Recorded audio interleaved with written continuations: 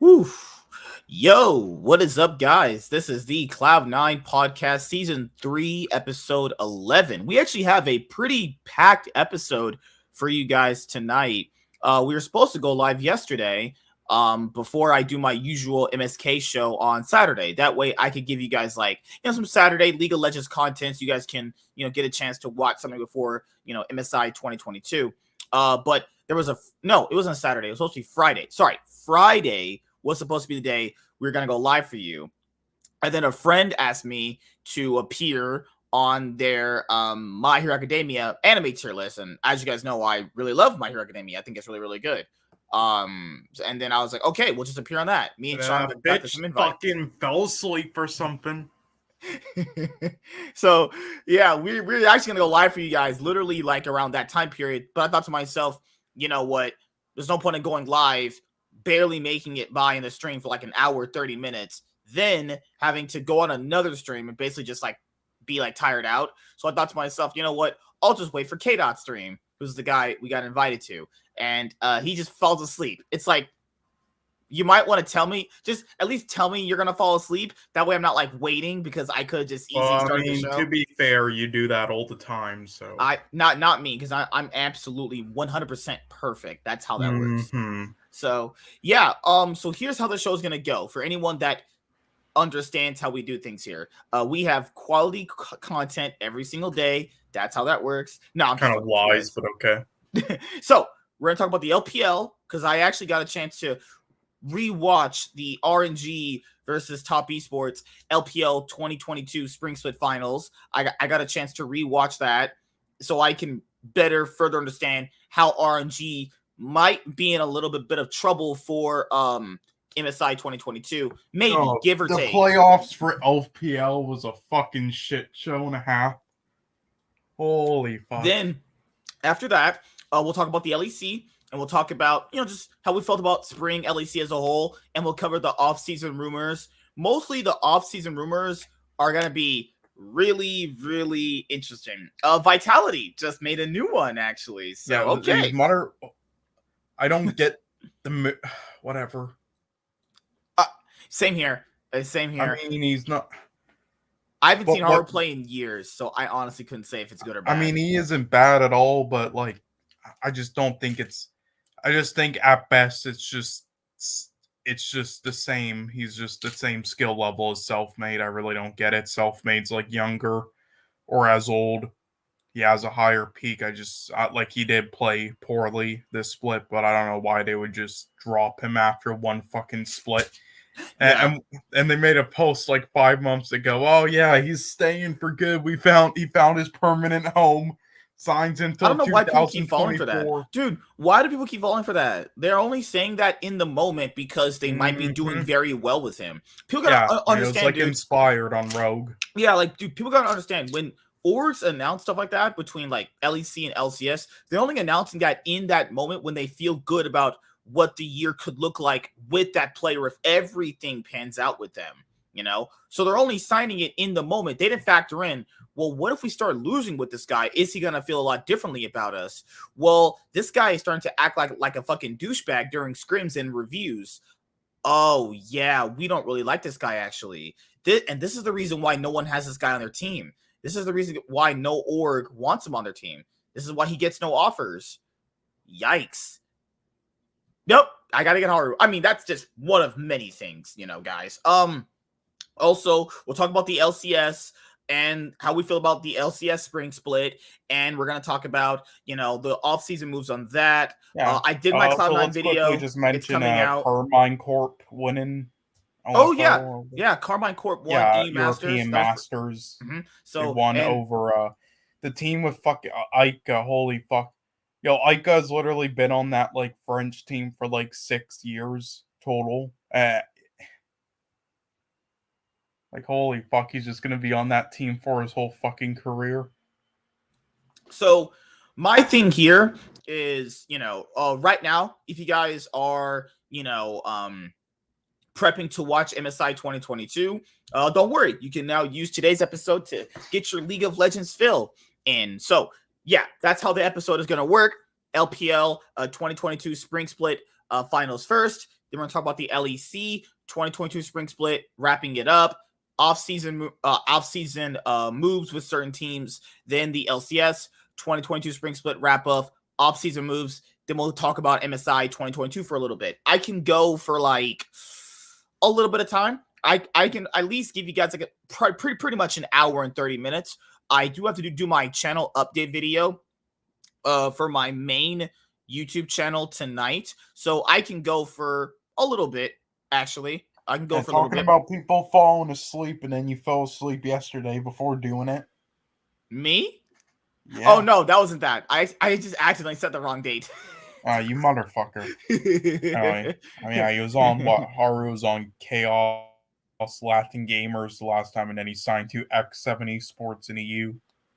Like, but this is the thing with like EU Masters that I've kind of figured out. Like, EU Masters is a place where, like, if you're really integral into that scene, like I watched EU Masters in full for a couple of years. Like, some of the players are pretty good, some of them are not. But then when some of the players hit the LEC, they're not as good. Like, I know the Vitality fans were kind of mad that, Haru got to replace Selfmade. Guys, I'm sorry. I've seen Skeens in the LEC. He's trash. He only plays good in the ERLs. He stunk every single time they gave him a chance in the LEC. I'm sorry. Like, I'd rather not go with the guy. It'd be different if they'd never given him a chance to actually play with the LEC roster. It'd be a different, like, story situation. No, they've given this guy multiple you mean splits. Skeens? Sorry? Skeens, yeah. Yeah, yeah. So I said Skeens. No, sorry. He's absolute garbage in the LEC. And a lot of people are like, well, why didn't you just play Skeens over this guy? They've given Skeens, I remember this guy's played at least 4 splits in the LEC. At least 4. That's a big sample size right there, guys. That's not like he got like 2 weeks to play, team was kind of fucked, and he got screwed over. Different scenario here. They've given him a shot at the LEC multiple times. It doesn't work out. I'm sorry. Yeah, well, he is still like only 21, so Haru's like almost 24, so maybe that's another reason they think he can grow still if they gave him time. Like, he plays good in ERLs, but like that's like there's gonna be no pressure there, and his LEC experience will definitely give him a better boost in knowing how to play over like people who are like just barely 20 and 19 years old. I mean, that's just gonna be a boost no matter what. No matter how badly he got stopped in LEC, he's gonna be better than those guys, and that's the thing. That's how that works. Seriously, Aika has just been on that team for 6 years in the LFL. Of course, he's gonna like play good. Like fucking 26. Isn't Jacktroll on like Vitality B2? Like even Jacktroll's been to Worlds. Of course, Jacktroll just being and have gone to Worlds is going to give him so much of an edge over like newcomers. It's not even close. It's hilarious that people actually think Carbashard is fucking any good. I always liked Cableshard. I always thought he was a pretty good. I always thought he was a pretty good top laner, but I have not seen him play in the ERLs that much. Like I haven't really like watched too much EU Masters. He's a serviceable weak side top. Yeah. Like people gotta understand having players like Reckless, Cableshard on your team definitely give you a pretty big edge when these guys have been to Worlds. Like Reckless has been to World Finals. Like just that big of a gap between him and like a person who's like 21 who's like just only ever had one org, which is probably the org they're on for the EU Master scenes, is like the discrepancy there, guys. It's like people are like, well, yeah, Reckless beat. What the fuck is Vin Diesel outside? Holy fuck.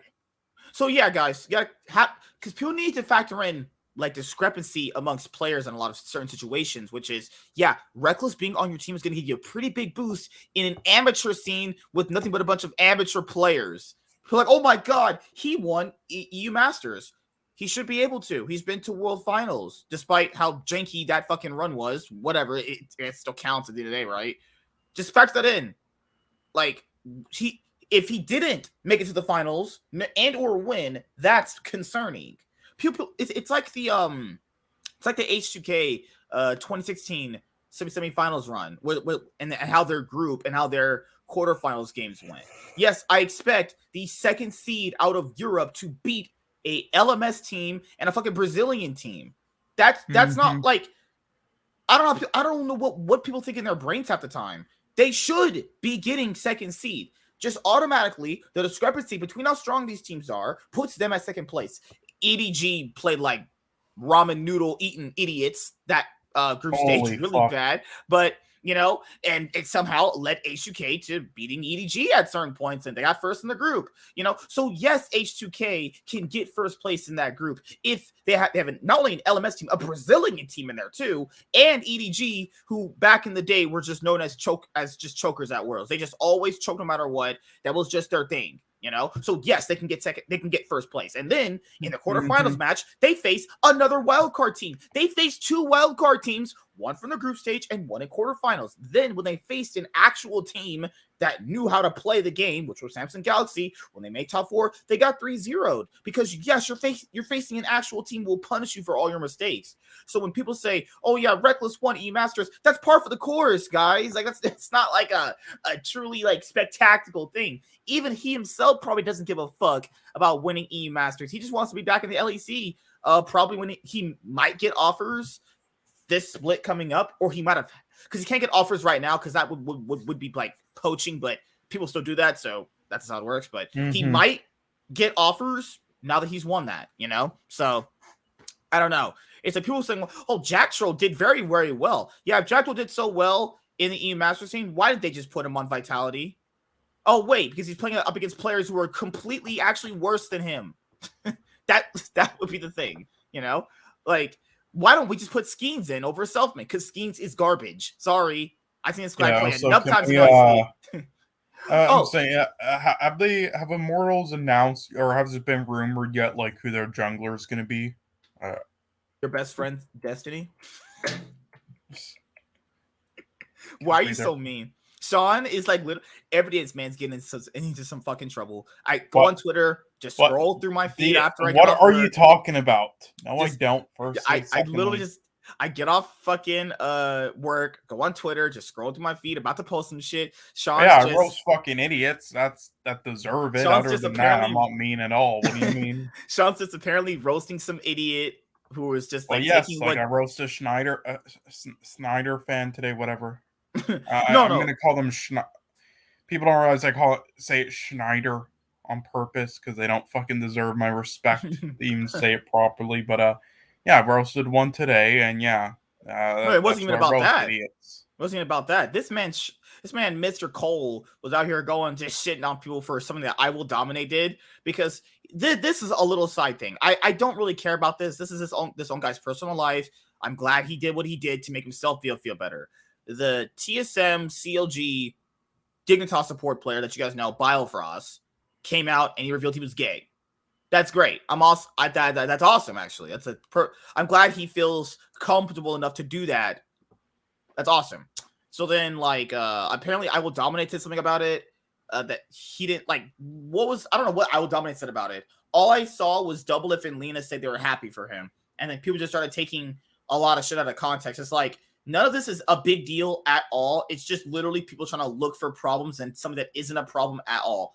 And that's why Twitter is disgusting with any fandom ever. People literally know the context of what is written there, because you can kind of tell. And then even if it's clear about what the intentions are in the written form of text on a tweet, people still say you have some underlying meaning. People do know that Doublelift and Lena and like Biofrost, they like have hung out together on stream. He's been to their house. I'm pretty sure he would know they have his back. I like that's not simping, guys. This is video evidence. We've seen this. They've even allowed Biofrost to come back to TSM after they kicked him to go to CLG. You know, they clearly liked him enough to bring him back. They even clearly liked him enough to take away treats to play with Biofrost so he could win the split. So I'm glad Biofrost came out as gay. If he needed to do that to make himself feel better about who he is as a person. I wonder what staff and ownership really was being homophobic to him. I really wonder which one it was. We'll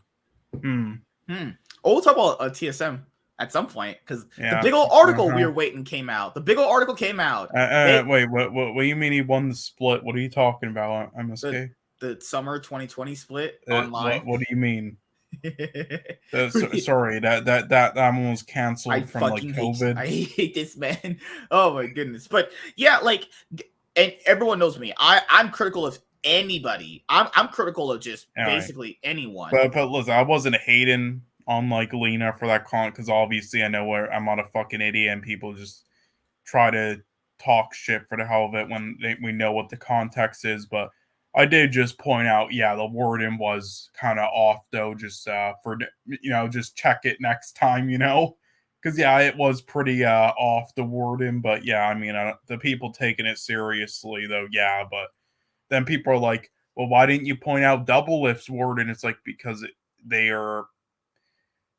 no matter what he was gonna say, they were gonna be fine with it anyway because they've obviously had a history together. Unlike Lena, it's pretty simple stuff. Well, even just people on Twitter, there are people who like Double Lift will automatically just take his side anyway. That's just how it works. Like if you inherently like someone more than the other person, even though what they said is perfectly fine for me, if someone doesn't like Lena, then yeah, they'll just choose to harp on Lena's first. That's just what it is. People pick and choose who they go after based off if they like the person at all, and that shouldn't even have become about like Lena and Double Lift. That should have just been a great moment for Biofrost. Like people try to make it out for like them. It's like that's not for them. Like who cares how they worded whatever they fucking said. It's people should be congratulating him on coming out if that's what they want to do, Mm-hmm. Well, that's that little thing. Like I just saw that in Twitter earlier today, and I was just like, "What? Why is this a problem at all? There's no issues here, Hi, Warren. How you doing? You fucking clout chasing fuck." Yeah. And now Warren's dead. Warren, yeah, nice. Good job, Warren. Came in dead. He's just dead. Hello? Hi.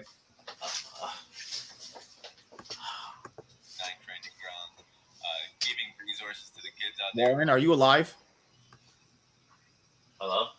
Yeah. Hi. Wait, can you hear me? No, you're just not loud. That's the only thing. Yes. Hello? Yes. Hello? Hi. Well, all right, guys. Going to the next thing. Hold on. Okay, I'll just mute until you get your mic set. Oh. Ryan didn't say hi to me first. What the hell? Oh my goodness. Ryan hates being confirmed. We have drama. All right, so I told you guys we would go over the LPL 2022 Spring Split finals. It was between RNG, baby, one of the teams I support in the LPL, and Top Esports. Okay, so here's what I want to say about this finals. Man, there's actually so much to unpack here. I'll try and go slow. Okay, so if you guys didn't actually watch this LPL, split, Top Esports has to be one of the most volatile teams I have ever seen in my life. Even in previous iterations of the roster, they've always been just very volatile. Now they have a player that you guys knew from FPX called Tian, a player who played on FPX, won Worlds. I don't know why they actually got Tian after they saw his Worlds performance, but it is what it is. But Tian does work very well with Knight, so it's not the worst thing at all, Oh, I'm using a different headset. Okay, now you're good, man. Okay. So you got a chance to see these games, right? Yes, I saw all. RNG, baby. So yeah, man. Big Daddy RNG coming in and stomping fools out. That's what I gotta say. No, but you were saying something before. You're good. No, you're good. Oh, I actually wanted to ask you this. There was moments in all of these games where Top Esports had an advantage. You know what I mean? And they simply just kept not even throwing it. They just made stupid decisions. Like one time is a throw, the second time you're just fucking trolling, or then the third time this is just you doing this. Like around the Baron, if you guys actually watch these games, around the Baron, they kept making mistakes even after they have an advantage with killing a member of RNG. It happened multiple times. yeah, there was one game in the series where RNG just pretty much like stomped them. That's gonna happen in the best of 5. You're gonna have those games where it's like really lopsided. But the first 2 games, they have Knight on Galio. Your best player is on a supportive mid in Galio, So you're leaving all of the damage to Wayward and Jackie Live, essentially. And TM, because Viego does a lot of damage if you can really get ahead, I felt like Wayward was on his way to the homeless shelter because this guy was trying not to have a job on this fucking roster. Like, this guy was playing like shit. I'm sorry, guys. Wayward was playing like shit. They kept giving this guy Aurelia, and he just kept failing. Like, well, there was a one game he had Trinamere, so there's that. But overall, for the series, I thought Wayward played really bad, actually. And Ben got a few solo kills against him, but then again, you got to kind of factor in, like, of course, Ben's going to beat this guy down when he's playing, like, absolute shit the whole time.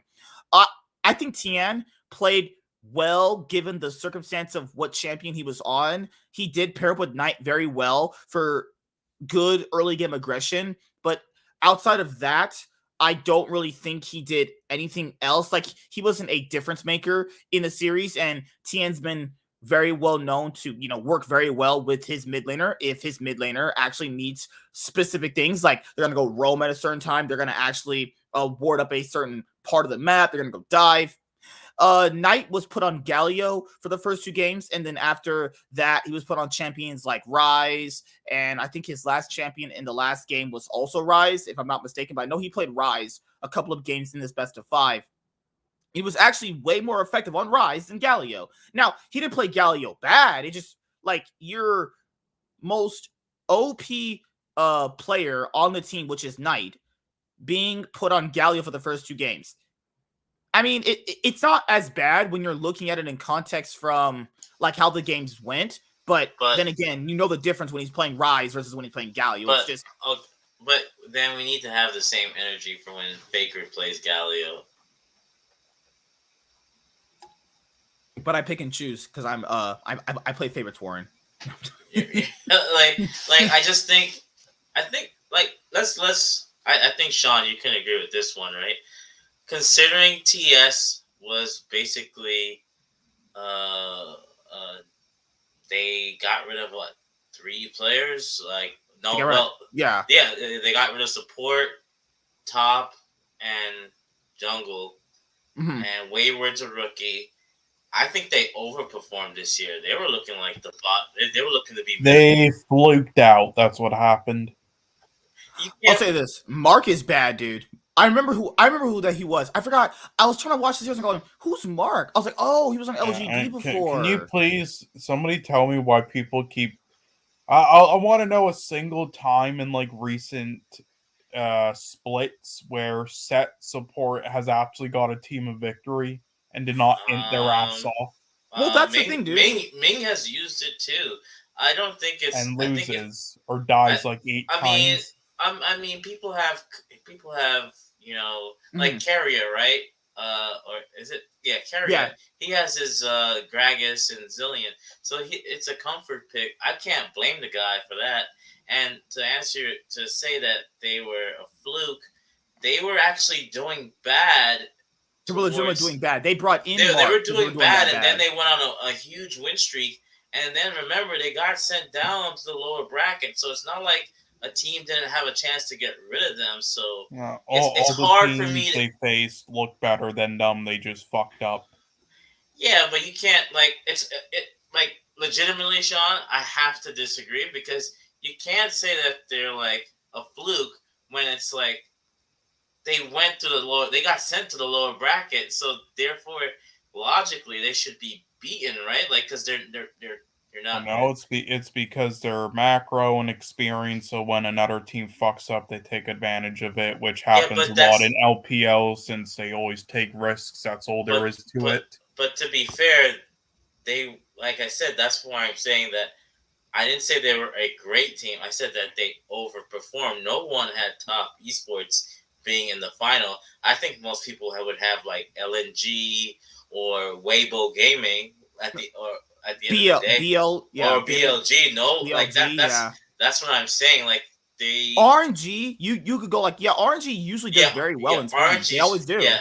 Outside of that 2019, well, no, I'm sorry, 2020, when they didn't make it to Worlds. Oh, when that fucking Betty and shit. Yeah, that was the only year. But since then, Betty is the best ADC. Oh, good He lord. fucking shits on Uzi. Oh, no, Betty okay. is good. He's just I don't know what team. I think Sean is right. Betty is actually really good. It's just I didn't mind Betty at all. That's just the only roster they ever had where they didn't win spring. And most years, RNG either make second or they win a trophy that I've seen.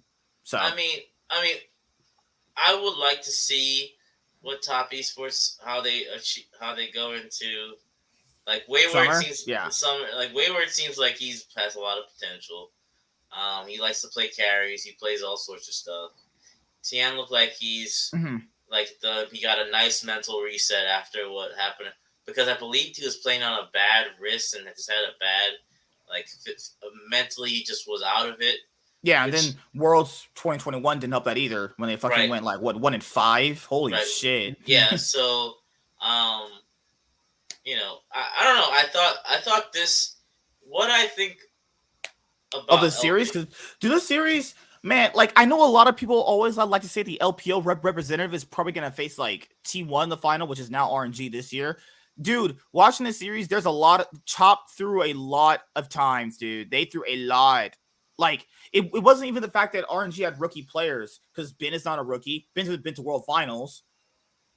Wei, Xiaohu, Gala, Ming, they were all together last year, so they only have one new player. It looked really suspect in a lot of these games from RNG. And Top was drafting bad, but at a lot of certain moments in time, they were winning a lot of these games. It was literally just draft that was screwing them over. Because at a certain point, their draft was just getting outscaled by RNG's draft. That's literally what it came down to. It wasn't because RNG just massively outmatched them man to man. None of that happened. RNG was actually getting beat a lot in the early game, and then you could see there's these windows where teams can take advantage of RNG. So at MSI, I mean, a lot of people think that they could win it. I think they could win it potentially too, but they're not like a perfect team. Like you could tell these people did not watch the LPL because they're not a perfect team, but they're still a strong team. But there's moments I watched in the series where I was like, Top, a lot of the games Top lost, it came from them throwing at Baron. I was like, what are you guys doing? Well, I think that RNG, like people got to remember, Ben had a different role on Suning than he has to, and Xiaohu got put back in the mid lane, which I thought Xiaohu should have stayed top. This guy's just legendary. This guy's just insane. Like he roll swaps and comes right back to MSI twice. This guy's cracked. Like that. this guy. Yeah, well, I mean, it's pretty good, but I mean, this guy right here. I mean, he roll swapped to mid lane, won Worlds, and then now it's going back to top lane. I mean, so. I mean, this guy factor in for Xiaohu. This guy swapped last year to another role. One MSI. One of Spring Split. And then made top 8 at Worlds. Then he's like, you know what? Man, fuck top. I'm going back to mid. Wins a title again. They could have made Worlds Finals if they didn't choke their fucking asses. If they didn't have Crying, they would have made it. Well, no, if they actually drafted like non-dyslexic people, they would have fucking made it. Jesus Christ. How about that? Fucking EG, God, they were like the 5th best team. I still can't believe they fucking won. Holy if you want my opinion on LPL, I think that they keep leveling up. Like it's not like how LCK with T1's been back, right? Basically since last year.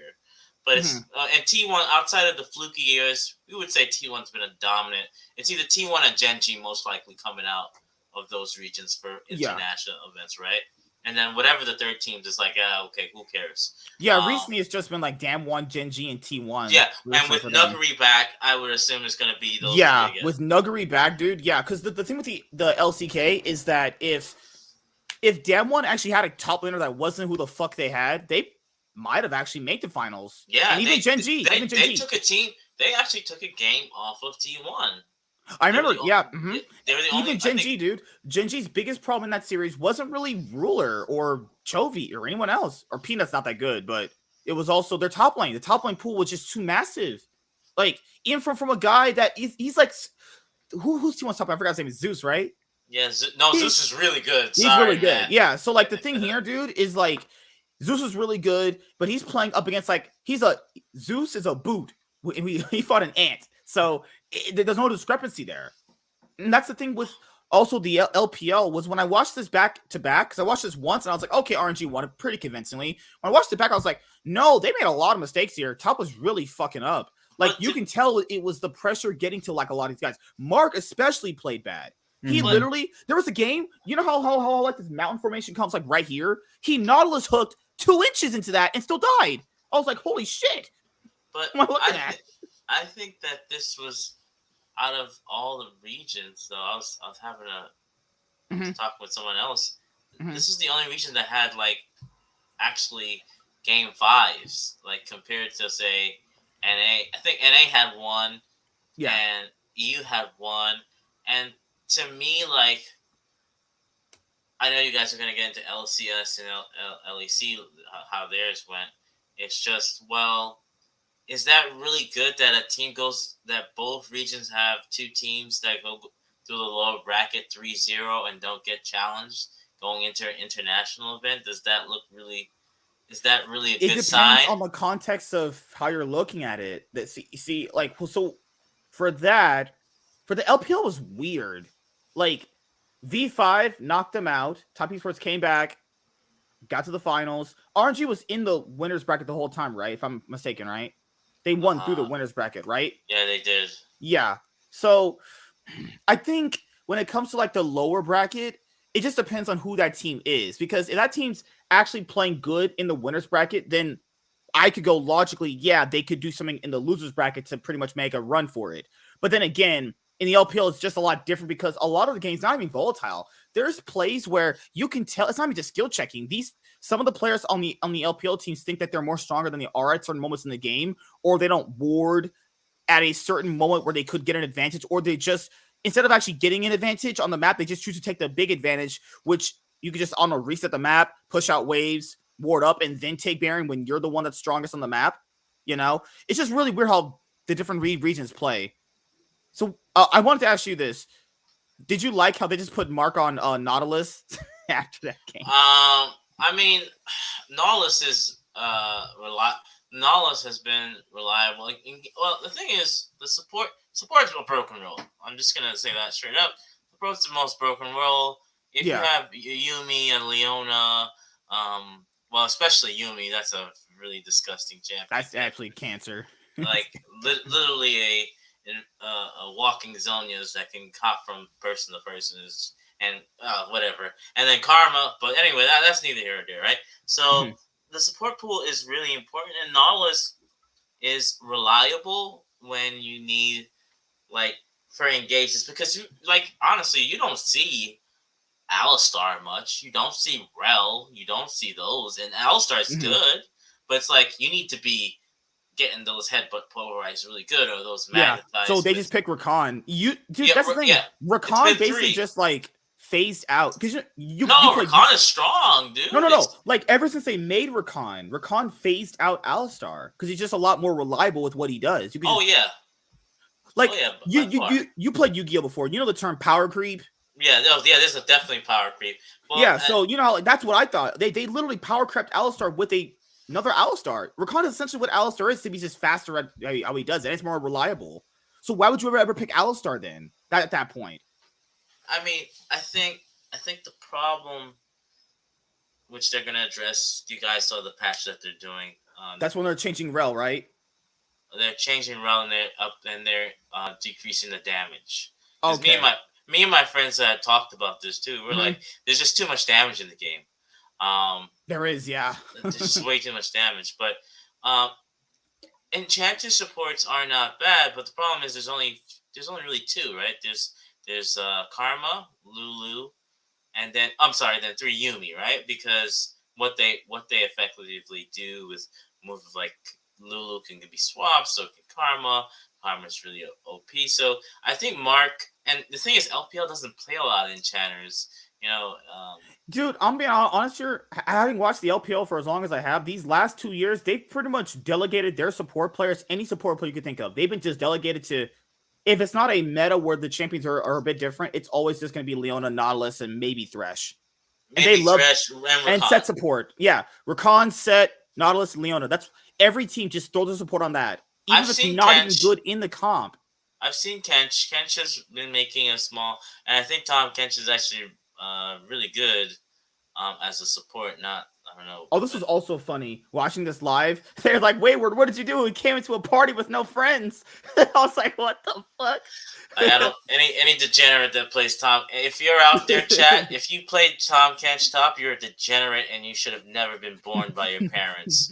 Okay, and you're a loser. You don't have no skill playing that champion. Tom But, Kench takes skill. But I mean, Sean, you can. I think. I wanted to ask you this: Jackie Love. People need to understand. Jackie Love was so underappreciated on that IG team he was on. Even though I thought he was really good, he's pretty much proven he definitely belongs on top teams. You know, after performing on top as much as he has. Jackie Love to me is like what Reckless would want to be like. Oh damn! The shots. What I mean is like. If Reckless wasn't such a bitch KDA player. Yes, exactly. Yeah. Like he's not. He's like he knows his role, right? I'll sit back and I'll be a bitch. But if you actually need me to take over the game, he will, and that's what I like about Jackie Love. Yeah, like, Jackie Love's not afraid to like flash forward, get in there, throw skill shots, bait out summoner spells, do enough damage, like move back away for his team to get in there. Just literally the opposite of Reckless, actually. Literally the opposite of Reckless. Like, yeah, Sean summed it up. So good job, Wayward. Good job, man. But I think this team has potential.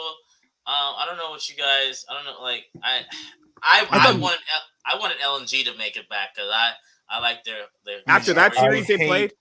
Tion still getting chances on these teams. Oh man. Okay, so I want to ask you guys this because my friend brought up this Reddit post where. You know, because the LCK split finished faster than the LPLs. So apparently, T1 came over, scrimmed all the top LPL teams, and they said they all gave up in like less than 15 minutes. That's fucking cancer. I don't know. Like a lot of these LPL teams that I watched, and I watched the LPL split enough as I could. I don't know, man. Like. I'm not like super confident RNG could win MSI, but I think they could at least make top 4. It's like RNG is really good at being good decision makers, and that is something that a lot of teams struggle with. Baby, what are you talking about? They winning it. Oh, you had EDG, yeah. They just won Worlds. I mean, I said I have EG winning it. What are you talking about? You have EG winning it? Yeah. So okay.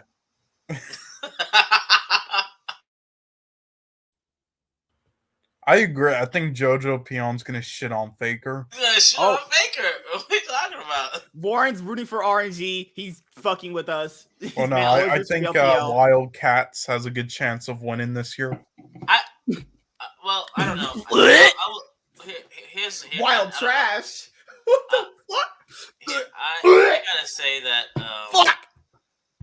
I didn't watch as much LCS because I thought when first of all, the moment I saw FlyQuest was in the top 5, I knew I need to stop watching right there. I was like, I'm not doing this.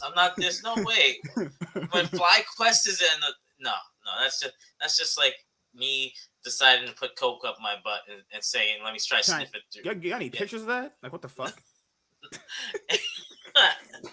Can't even. Dude, that's the same way that's the same way I thought when I saw Mark playing support. Guys, if you want to be a pro support player, just look at Mark. So how shitty you are, it doesn't matter. You can just run it and play Nautilus. It's like this man Mark baited his entire team into so many bad things. Like, if actually watch, pay attention to what just specifically Mark does. It's absolutely some of the worst support play I've seen in my life. My brain was melting watching this guy play. But here's what I will say about LPL. I think Thank you, Ryan. I think Ben might. We'll just see, right? I don't like the setup of MSI. I don't like the fact that there's not a lower bracket. Yeah, it's remote. It's remote. Yeah. They're in Korea. But they said it was going to be remote, actually. It's going to be in Korea, but it's going to be remote or some shit. I'm like, isn't that stupid? I mean, I like getting MSI, but that's also stupid. Right. So, like, to me, I think that if you're not going to include more teams in MSI, right? Fair enough. It makes sense because it's like, Look at what Mark just did. This guy. I think He's that playing they so should do. bad. I think that they should do a lower bracket for MSI. Dude, I've said that for years. Just do a lower bracket for MSI and Worlds, but no, we gotta show support to all And the other playing regions. stage, I don't like either. It's all dumb. Okay, so Whatever. here's how badly Mark was playing. All right, so at this point, why would you hook him? He hooked him, and then he made them closer, so he could just kill them both. He was trying to peel. He's trying to peel off his fucking house layer, so he doesn't have a fucking place to live next year. Holy shit. Oh my god. But what I also liked that Jackie Love did in the series was he played Draven. Now, what I like when players do that, they pull out picks like that. Because if you win on picks like that in a game, the next game going into that, the other team has to go, do we ban that now? That I like that stuff. I liked what Jackie Love was doing. Jackie Love was trying to so best to win a title again, and Knight was trying to. Mark was doing his best to be homeless with those fucking cats that are in fucking China too. So holy shit. But yeah, I mean, I am happy that RNG won. They're the team I support from the LPL. I'm glad they still able to win as much as they have been after Uzi's left. Remember, the narrative on RNG was that they're going to be pretty trash after Uzi left. And, well, they've been anything but that. So it was crazy. They're the only org, I guess, from the East. Because they've won splits. They've won MSI. The only big tournament they've never won is Worlds. They've won everything else. They've won everything else except for Worlds at this point. So maybe this year it's RNG's turn to win Worlds. 2018 was their chance, and well, IG was like, "Nah, I'm just taking it for myself." So, well, I mean, we'll see. I will say, if anyone's watching, if you really want to watch like competitive, you either watch. I would suggest you do LPL, LCK, then LEC, and don't even bother losing brain cells with LCS. Now, the only other team that has won MSI 3 times was SKT, or you call them now T1. Could RNG be your second 3-time MSI champions? Possible. I mean, that seems to be their international event, so. They seem to do well at MSI in spring, but they just kind of like crash and burn when it comes to Worlds. That's just, I don't know how that happens. They just, I don't get it. I don't know when you're going to talk about it, but I don't like the fact that T1 not even gonna get challenged in their groups, man. But we'll talk about that later. Like, it's so the group is so bogus. All right, so yeah, I'm gonna talk about MSI. Then we're gonna go to talk about the LEC. Let me bring up Leaguepedia right here. And I think it's a great decision, having Maple as your mid laner. By the way, I remember when we first started. Who are they gonna get after their? After their debacle, so. Well, I think it's I would have just kept Takeover in. I would have. I actually, it's so funny because Doublelift was like, he was saying that he likes Maple. Like, he wasn't even trolling. He was like, he thought he was a good. I think Maple actually is good. Maple is solid. Well, Maple was solid. Not much anymore. Definitely washed up. His jungler really elevated him on PSG, but then he. On anyone's legend, then he played improved, well last year at MSI and PSG too. Yes, but Maple is like the weak link. His jungler has really elevated him, but then he did play better on. I mean, this split on anyone's legend in LPL. So maybe. And the thing is, he knows English too, and he's been to international. Oh, sorry, I didn't mean to cut you off, Sean. By the way, and he's been to international events. So it's I have nothing else to say, but. Oh, he speaks English pretty well. Like Stake, I think most of the old Flash Wolves players, they all could speak English at a decent level. So I think the communication was an issue as well. We're gonna talk about LCS, but I thought that was an okay move. So okay, yeah. Well, he does also have a history with the coach. Here, I want to ask you guys who will go to MSI because that's literally going to happen in a couple of days, and we'll do LEC and LCS. Oh yeah, it starts the 10th, by the way. Yeah, so if you guys want, MSI is starting in a couple of days. So here are the groups they did last year. So basically, the group with that they just play more games. That's just pretty much how it works. They just play more games. For any of those layman guys out there, how does this group work if you like 3 teams? Basically, they just play extra games. That's how it works. So, you have Detonation Fuck Me, Wong Dong Slop Dong Buffalo, and we got T1 and Team Ace. Yeah, I think Team Ace is gonna make it out. Like, look at the bullshit that group is. Like, are you? Who's like if? Okay, dude, this is what someone told me. They're like, dude, last year Detonation Focus Me almost beat Damwon. Yeah. What about the other years they went to international events and been complete garbage? What about that? What about actually that? And it's not like it's not like Damwon was trying much in that game, and you know they already like made it out. Yeah, I'm excited to finally see fucking Vietnamese back. Vietnam. Oh yeah, Vietnamese. Yeah. So maybe, but it's weird because Gam won. So what happened? Like Buffalo shouldn't be there actually. I saw the standings.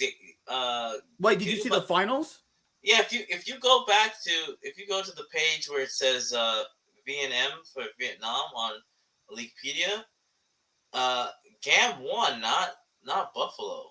They probably couldn't attend, so they asked if for some reason they probably couldn't attend for whatever reason. Maybe they didn't want to get like COVID, so they probably just oh, they're really strict that country. They were strict with the COVID rules. That's why they weren't attending all those years. Yeah, and I felt really bad because Leon literally won like all 3 splits in a row on like Gambit Esports in all 3 splits that they couldn't go to international events, and then now the split that they're going now he thought they still weren't going, and he finally just said, fuck it. I'm like 24 now. They keep wasting my fucking career, so I'm just going to go to like a minor league in China or some shit, whatever it was. And now they're going. It probably pisses him off.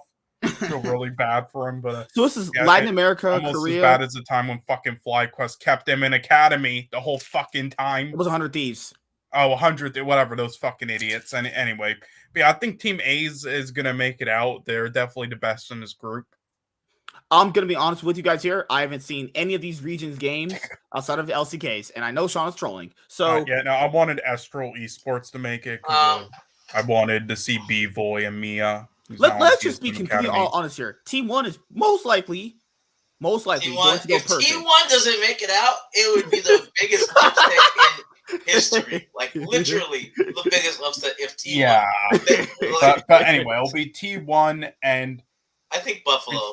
Yeah, it should be Buffalo unless them not attended international events and made them a bit weaker than Detonation Focus Me as a chance. Dude, Detonation Focus Me almost beat Damwon in a random game at MSI last year.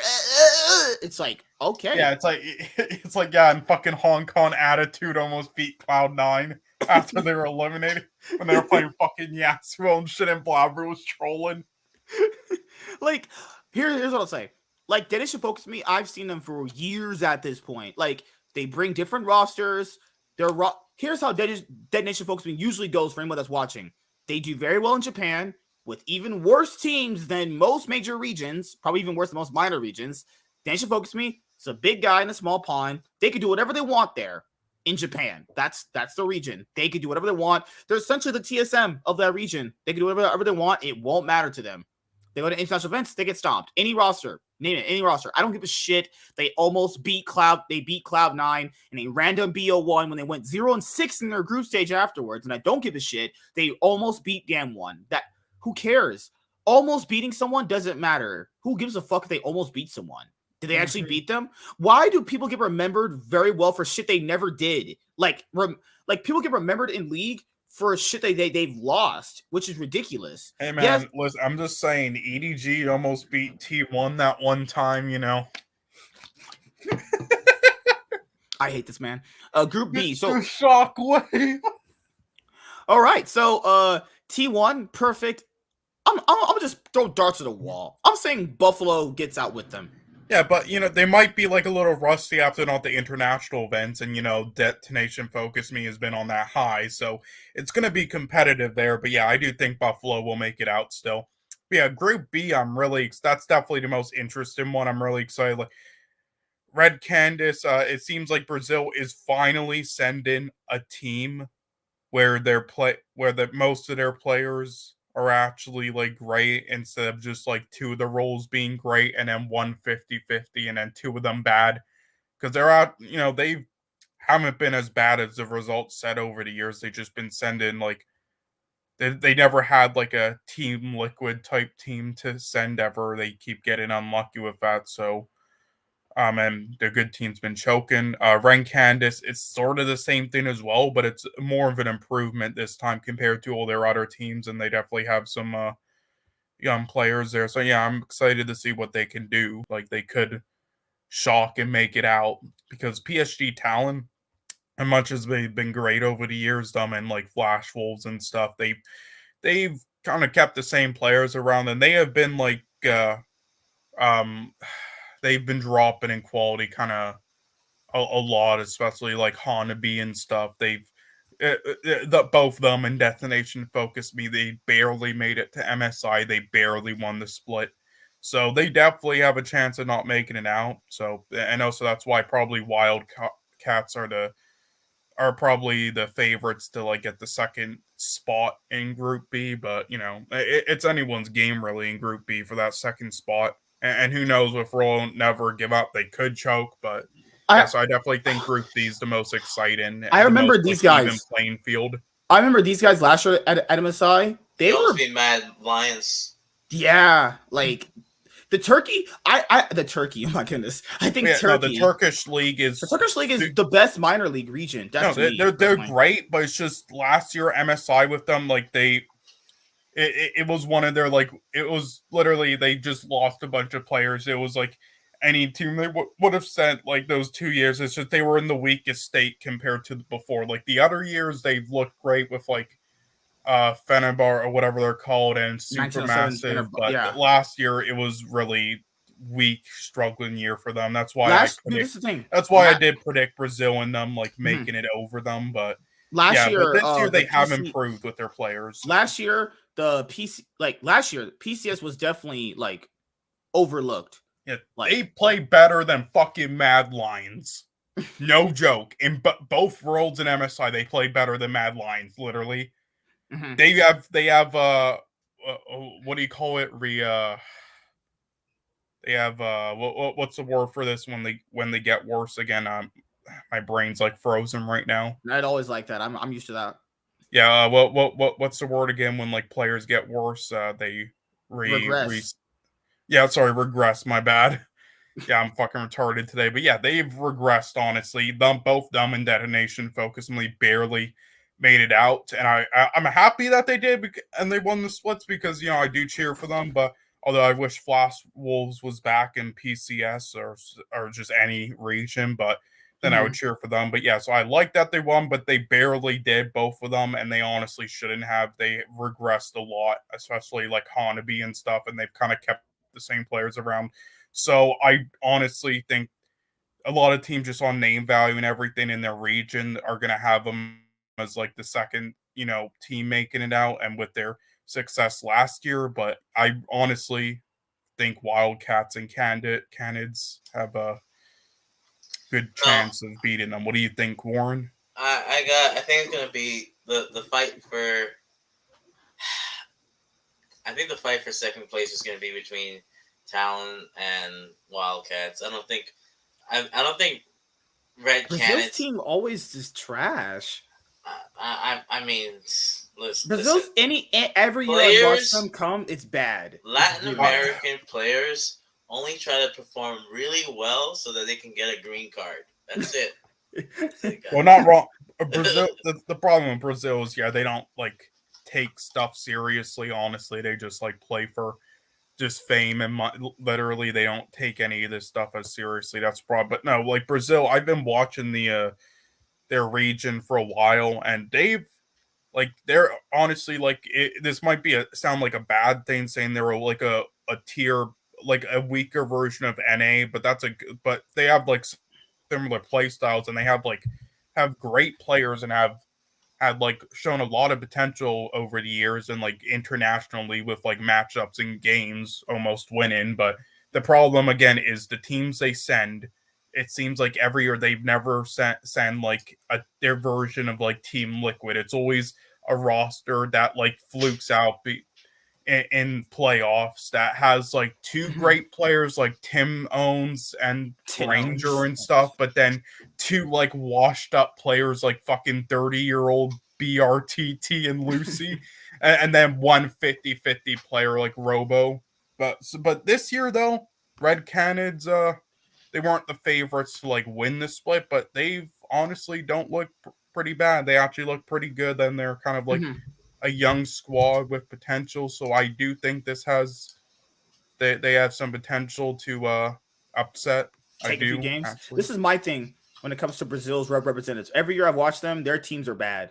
Like their teams are actually pretty bad. Like not even just by laning, they just do stupid things. Like they and not even just by stupid things. It's more like just take last year. I forgot the representative. They had BRTT on the roster. BRTT, I don't know if his brain fell off. No, it's because they're washed up. He was literally 30 years old when he played at MSI. Went to lane, stayed in lane, did nothing but just push. That's all he did. Yes, like because their bot lane was shit, old and washed up, but their mid laner was great. Their jungler was very good, and their top laner 50-50, although Parham would have been way better. That leads me to believe that they get away with that shit in Brazil and no one challenges them. Most of the they do like basic, really bad mistakes. And the reason why they never did well at international events because their mistakes are so blatantly obvious, they get exploited so easily. Well, that's why I say they're basically like a weaker version of NA with how they play and their mistakes. But again, if they send it a team with like their best players, with like Team Liquid, like their version of it, like if they had a better bot lane, like if they had B-Voy and Mia in that bot lane on that team last year on Pain Gaming instead of BRTT and Lucy, or if BRTT and Lucy were still in their prime, and then they had like Parrain in the top lane instead of Robo, that would have been a great team. They honestly could have then made it out over PSG Talent or even fucking Mad Lions at MSI last year. Like that's the issue with Brazil every year, but they've shown they can do it. It's just they keep throwing and they keep sending the wrong teams because in their region, they keep every year the good ones and they keep getting away with shit. Dude. Every year they send a team and the Brazilian community hypes it up. I don't really know why. I've seen enough of their games internationally to go in Brazil, but well, it's not even that. It's just I've seen enough of their games internationally from multiple different Brazilian rosters from most Brazilian orgs. You're like, they're just not like the macro decisions are really bad. Like, there's a reason why these guys are considered like minor regions because they're just there's a clear tier below major ones just by how players are playing themselves. I'm telling you though, if they had just bro, it's 2022. If you tell me that in 2030 when I have kids and I have a hot wife, we're gonna have a problem. Just come on.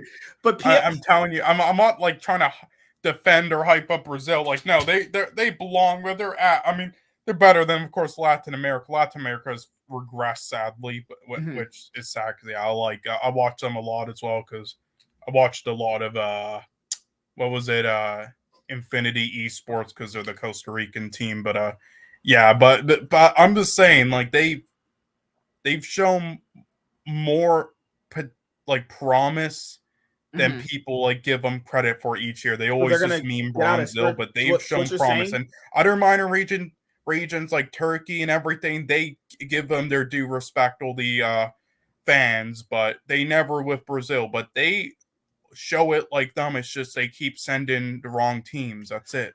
So you're saying Red Canids are getting out first and RNG is not getting out of groups? I'm just saying, like, PSG Talent has regressed. Wildcats, I mean, I would probably pick them, but like Turkey's always been pretty strong when it comes to at least battling with minor regions of their level. They've always been pretty strong at doing that. Yeah, I can see them getting out this year. Is like their roster is like a 50-50 team. That's why last year. Don't they still have Holy Phoenix? Right? Yeah, they have Holy Phoenix. Yeah, I thought he was good last year. No, or we got Starscream. Or am I mixing up the players? No, they have both. Yeah, Starscream, Holy Phoenix. Who were the top laner was from this roster last year? Just click on their roster. They have the same players basically. Okay, I mean, I really want to Giyu to make it at Worlds, but the thing is with Turkey is like you see there's potential there, but they never evolve past that potential. You because see their the region keeps stealing their best players. That's literally why. And because their coaches are shit, they keep hiring bad coaches. I'll pick RNG, and I'm picking Wildcats to get out. RNG yeah, like first, seriously, Wildcats Turkey second. has like the worst fucking coaches out of any region in the game. It's sad. T1 and Buffalo, Buffalo second, T1 first, and now we have Group C. You guys talk. You give me a second. This group. Oh, Warren, you there still? Oh my god, where's my phone? Yeah, I'm here. This group is okay. bullshit. So, sorry, I'm trying to find my phone. Just this is literally an insult to esports that there's actually a group like this, and we're actually gonna play through it and waste our time. I'd rather just go to sleep instead of watching anything in this group. I would have a fucking just. Yeah, like I don't like this group. This is just pathetic. This is actually just fucking pathetic. Anyway, well, so apparently I can't find my phone right now, which is really weird. But but anyway, so sadly, this is a really interesting couldn't group. make it to Group C this year because Ukraine, those bastards, started a war with their country. So in lighter news, those fucking dirty bastards in Ukraine. Why would they start a war? Whatever. Here we go. I don't think Order is getting out. As that's the OC team. Really? I think Orders has a chance. Order has a chance to get out. First place.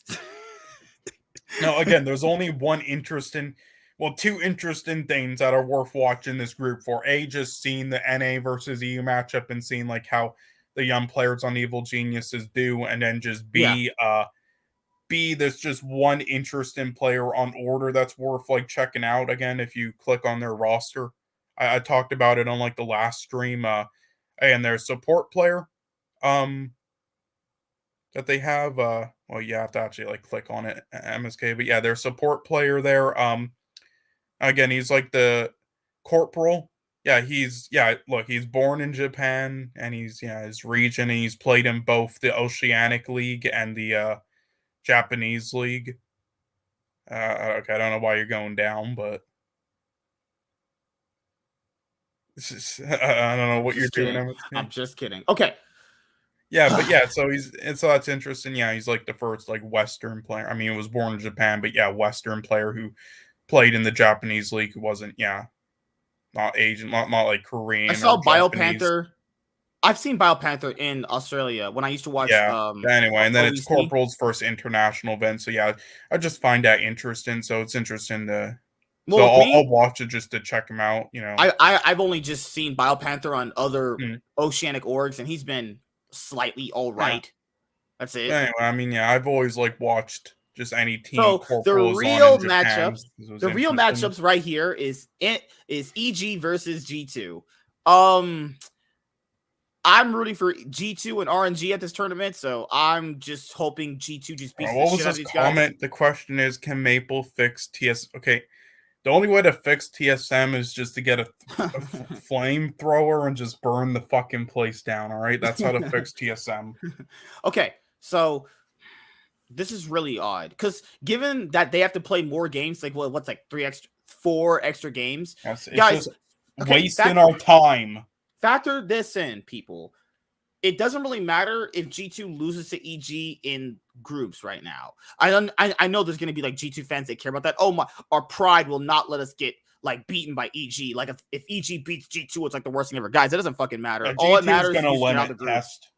Well, all that matters is all that matters to the G2 players. I can already just even feel it in my soul. Is like G2, all they care about is just getting out of the groups. Whether you get out at second or first, you still get out. Well, that's with both of them. Yeah, they're just because people have to factor in. Doesn't matter if you get first or second in these groups specifically because it has no bearing on the next stage.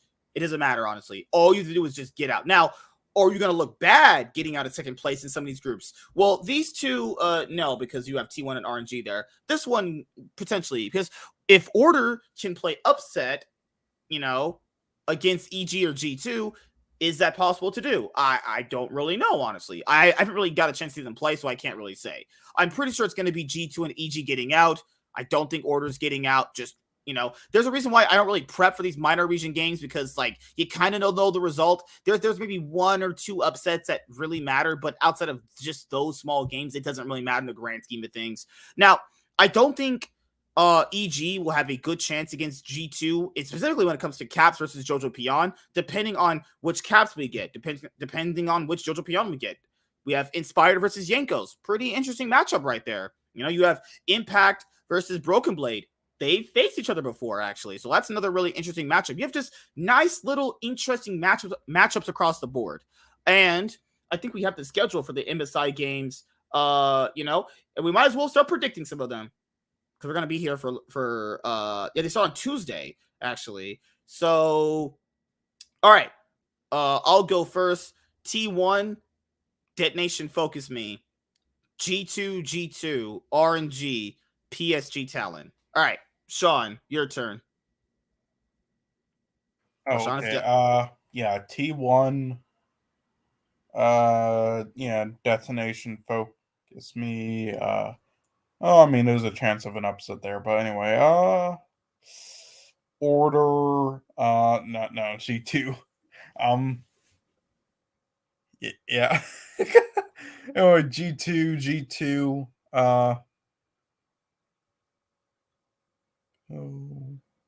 Wildcats and Red Cans there.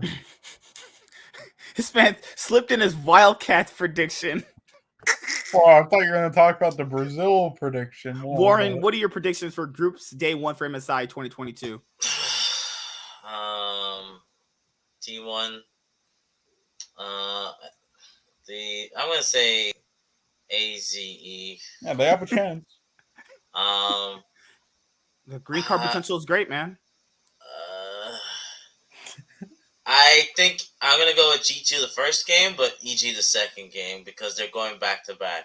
So I have a feeling that might, they're playing back to back games, RNG, and then I have PSG. All right. So the Cloud9 podcast actually is on Wednesday, so we'll do it in advance for day 2. So, all right, G2, EG, Teriyaki versus Noodles, Buffalo, T1, Wildcats, RNG. Sean? EG. What? What's wrong with that prediction? You just said G2 doesn't care. I just don't like you. That's just all it is. Fuck you. Anyway, yeah, Buffalo, A's. No, T1. And then let's see. Yeah, Wildcats. And yeah, RNG. Warren? I'm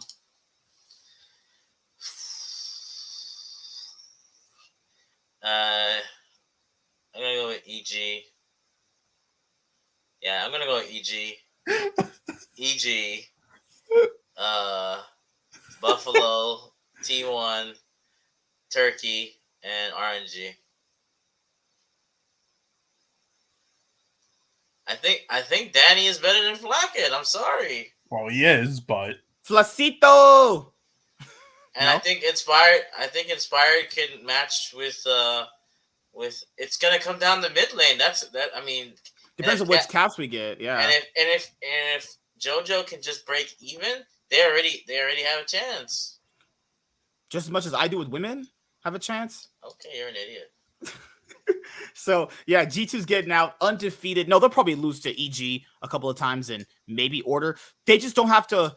They need to win enough games not to get upset by Order. That's all they really have to do. If you just win enough games against each other so Order can't make it out, that's fine. If Order goes like 0 and whatever, they won't be making it out. That's all they have to do. They don't have to like pretty much fight each other enough to get out because they know they're good enough to get out on their own. They just have to make it so that Order doesn't get out or have a chance to upset. But yeah, guys, MSI 2022 kicks off on Tuesday. We'll definitely be talking about the games on, well, the set of games we'll be talking about is after the first 2 days. We'll be talking about it on day 3. Yeah, fuck off, Chaz. They're Cloven. Fucking Order, right? All right, so let's talk Cloven. about LEC, actually. So we're going to pretty much give our thoughts on the LEC 2022 spring split. Yeah, but before we do that... we're going to have sex with Warren, right? No. Well, no, I was going to say we can, like... Give me a second. The chloroform... The chloroform? What the fuck? Are you on drugs?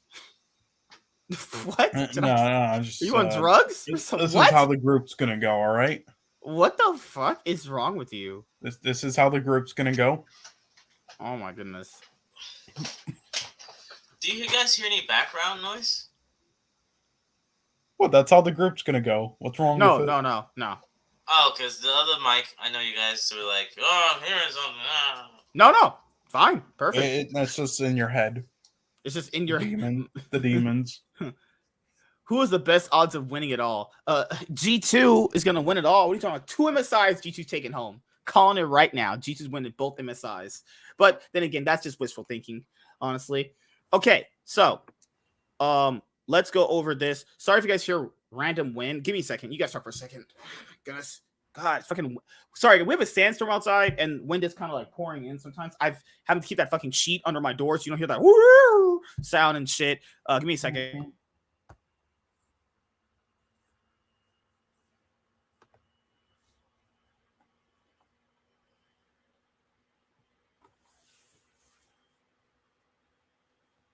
Hello? Okay, you guys. What's the issue? Oh my goodness. Okay, so I'll just carry everything myself. All right. Fuck off, you dumb bitch. So, Niski joins Mad Lions. Mad Lions got rid of Reeker. Yeah. Why? Reeker was fucking... Reeker was so good. Okay, so if you guys haven't been following the off-season, the little mini off-season we have right now between spring and summer, right now, Niski is going to be joining Mad Lions. And Niski should have had a roster given to him this spring split, honestly, but he got fucked over by the situation. Nemesis is better.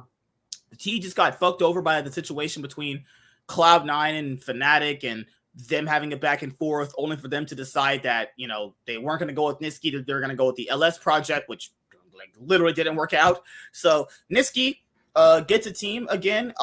Now, people have said, would he make a big difference for Mid Lions to potentially have a shot at winning a split? I honestly don't know, because there's also rumors of jungler swaps happening too, like Oloye to Fnatic, fucking Razork to Mad Lions. That's just crazy in itself, honestly.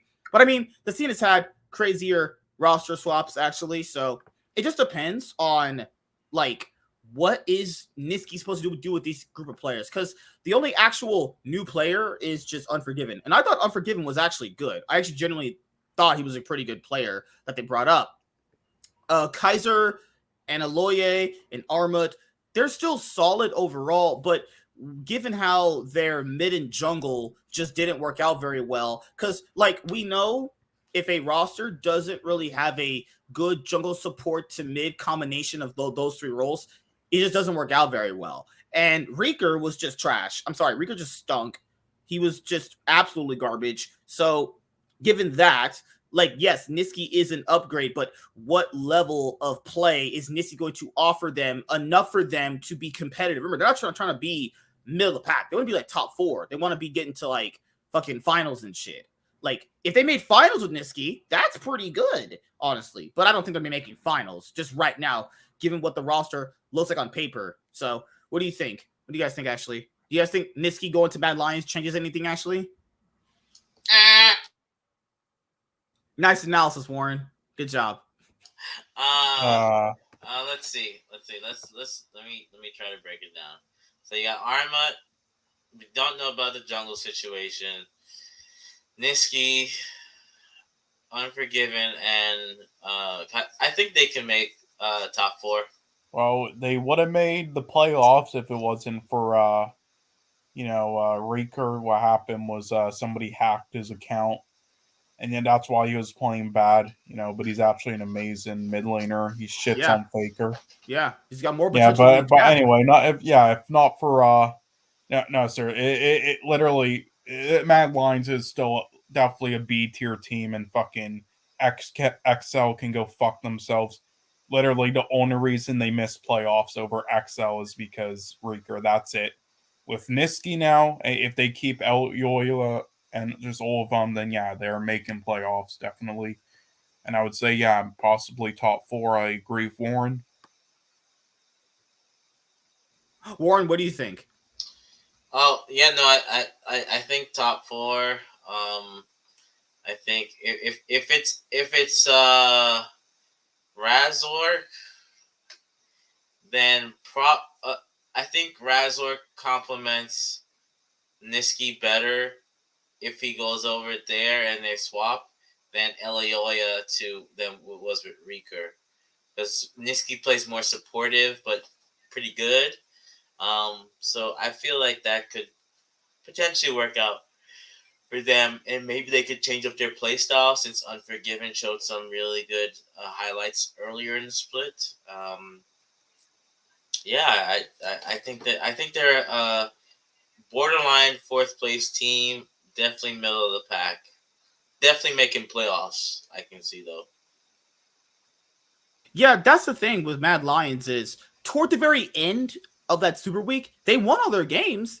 They got it kind of all together by the very end, somewhat decently okay, which is the fact that they had already lost too many games, so there was nothing. All Vitality had to do was just win the easiest game of their life to make playoffs at that point. Excel had already made playoffs, so with Niski joining Mad Lions, I think it'll definitely make them a lot stronger of a team. I just don't know how strong of a team they'll be with Niski, because we got to factor in like synergy, how they're going to work with each other and all that stuff. I think Niski will be a lot more easier to work with than Reeker, who just really didn't know how to be in that kind of environment, or given what they were trying to do. Because like someone was kind of blaming them for not working out with the rookies. But guys, it doesn't really matter if it's a rookie or a veteran player. Like you can see what a good rookie is by their level of gameplay, by watching them play. Did I need to see another split of Reeker to know he was probably the worst mid in the LEC? I don't know about that.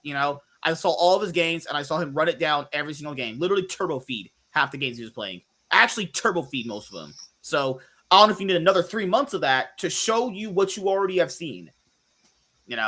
But then again, time to talk about Team Vitality. So Selfmade was pretty much Dardoch and Forgiven of EU. After all this many years, Selfmade is going to be benched, actually. No, I'm not even kidding. He's literally going to be benched. Why? Give me a second. I need to actually bring because it Haru up. is clearly better. Give me a second. You guys talk for a second. Let me just bring But it they up. extended his contract poorly this year. They extended his contract to 2024. Yeah, well, you never trust that Warren. Yeah, they're like he found his permanent home, extended to 2024. Yeah, they did the same thing with Inspired, and then like 3 months later, he's gone. All right, don't never trust that. But yeah, did play very poorly this year. But I would have gave him another split chance, unless there's like a lot of like obviously like backstage issues, like with Tinks or whatever, however you pronounce his name on SK Gaming, the jungler there. But yeah, I mean Haru at best he's gonna be on par with Selfmade, I think. All right, here we go. I found it. But yeah. Here we go. Sources at Team Vitality is expected to sign Haru for their LEC roster ahead of summer 2022. The 2017 world champion will be making his way to the LEC after spending one split in the ERLs with X7 Selfmade has been benched. There we go, right here. I'm gonna fix that right now. You guys talk. Mm-hmm. Oh, what do you think, Warren?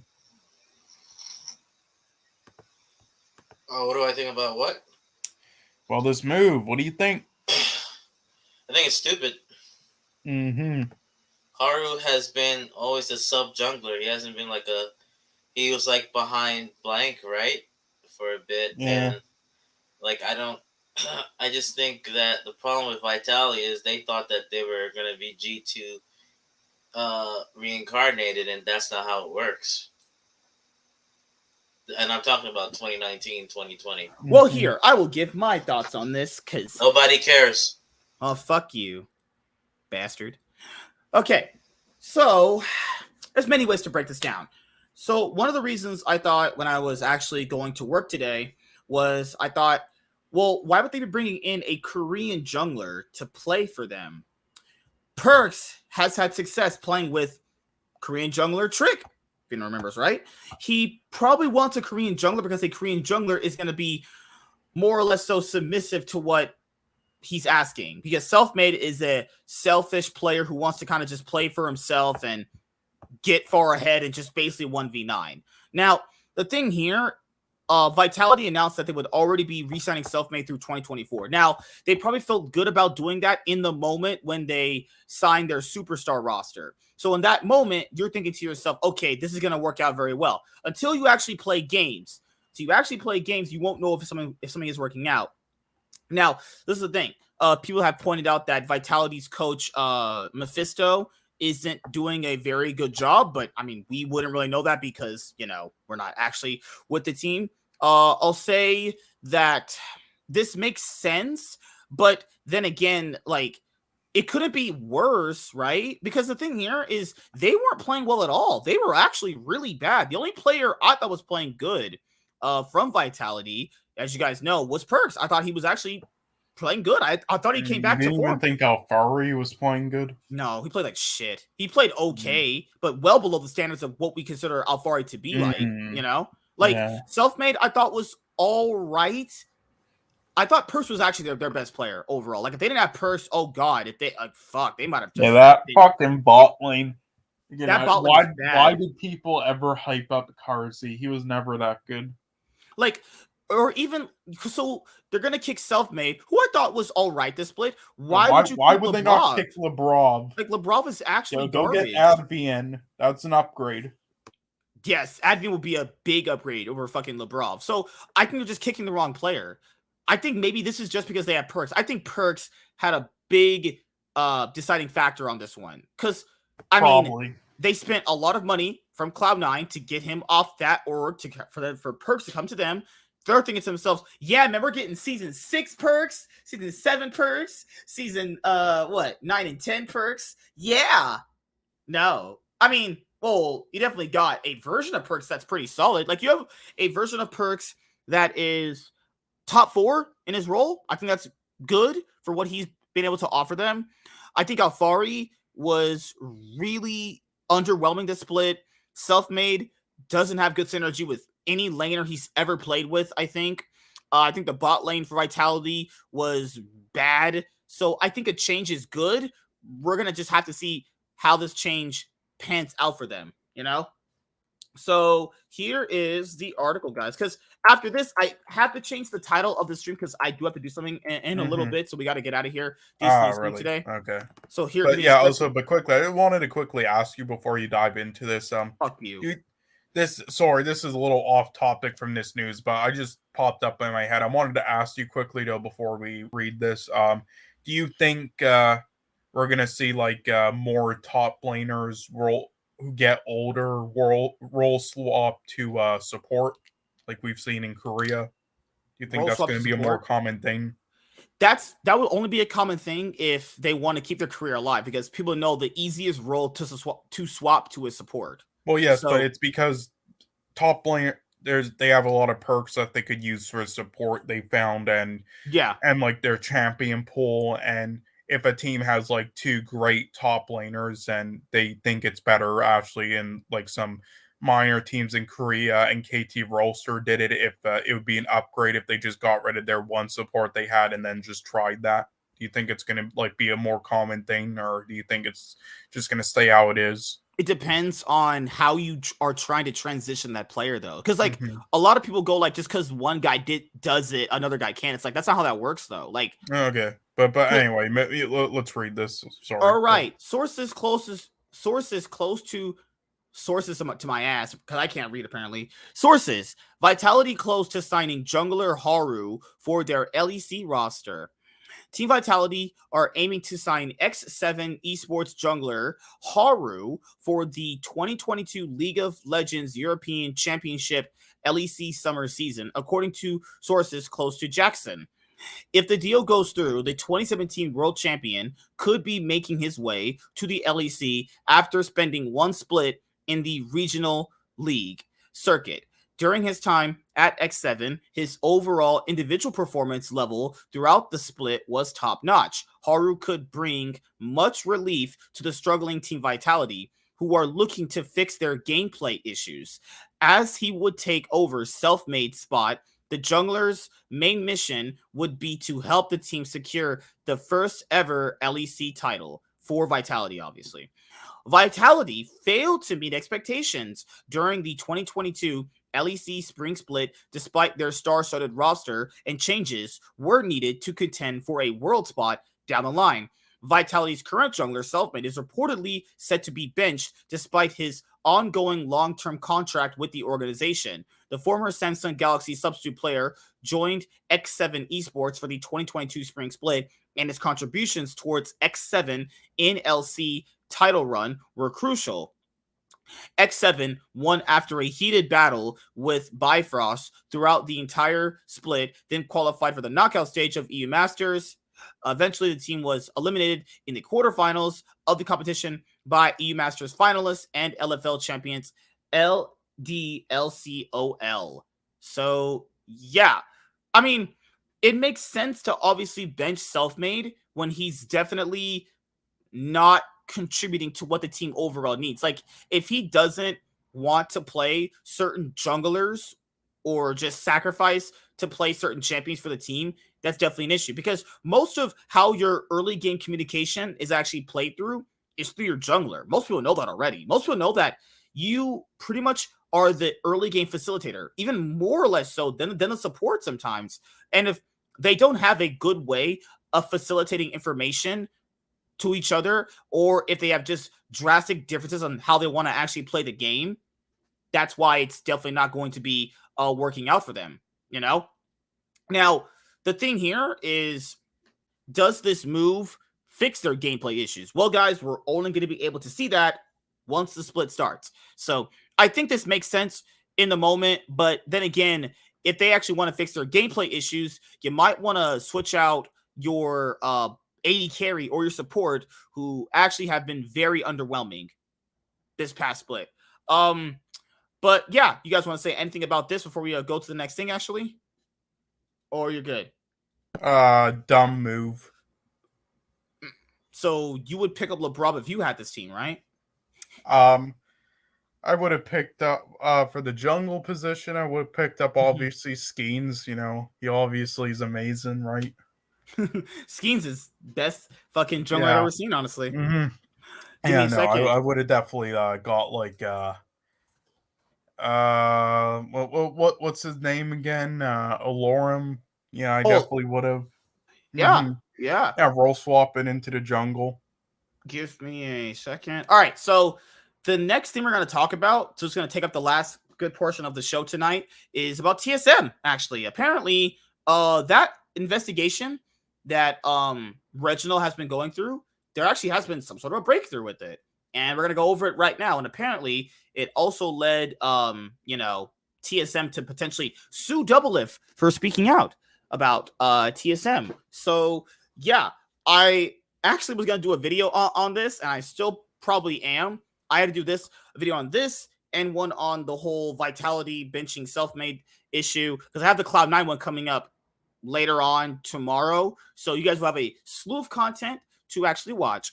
All right, so let's go over this. I'm pretty sure Warren is dead at this point. So Warren, would you like to make love to me? All right. He said yes. Yes, sir. I would love to make love to you. Yeah, well, he wants to make love to Reginald. That's one thing we know. Oh, shit. All right, guys. So there's a lot to unpack here, but definitely let's take it one step at a time.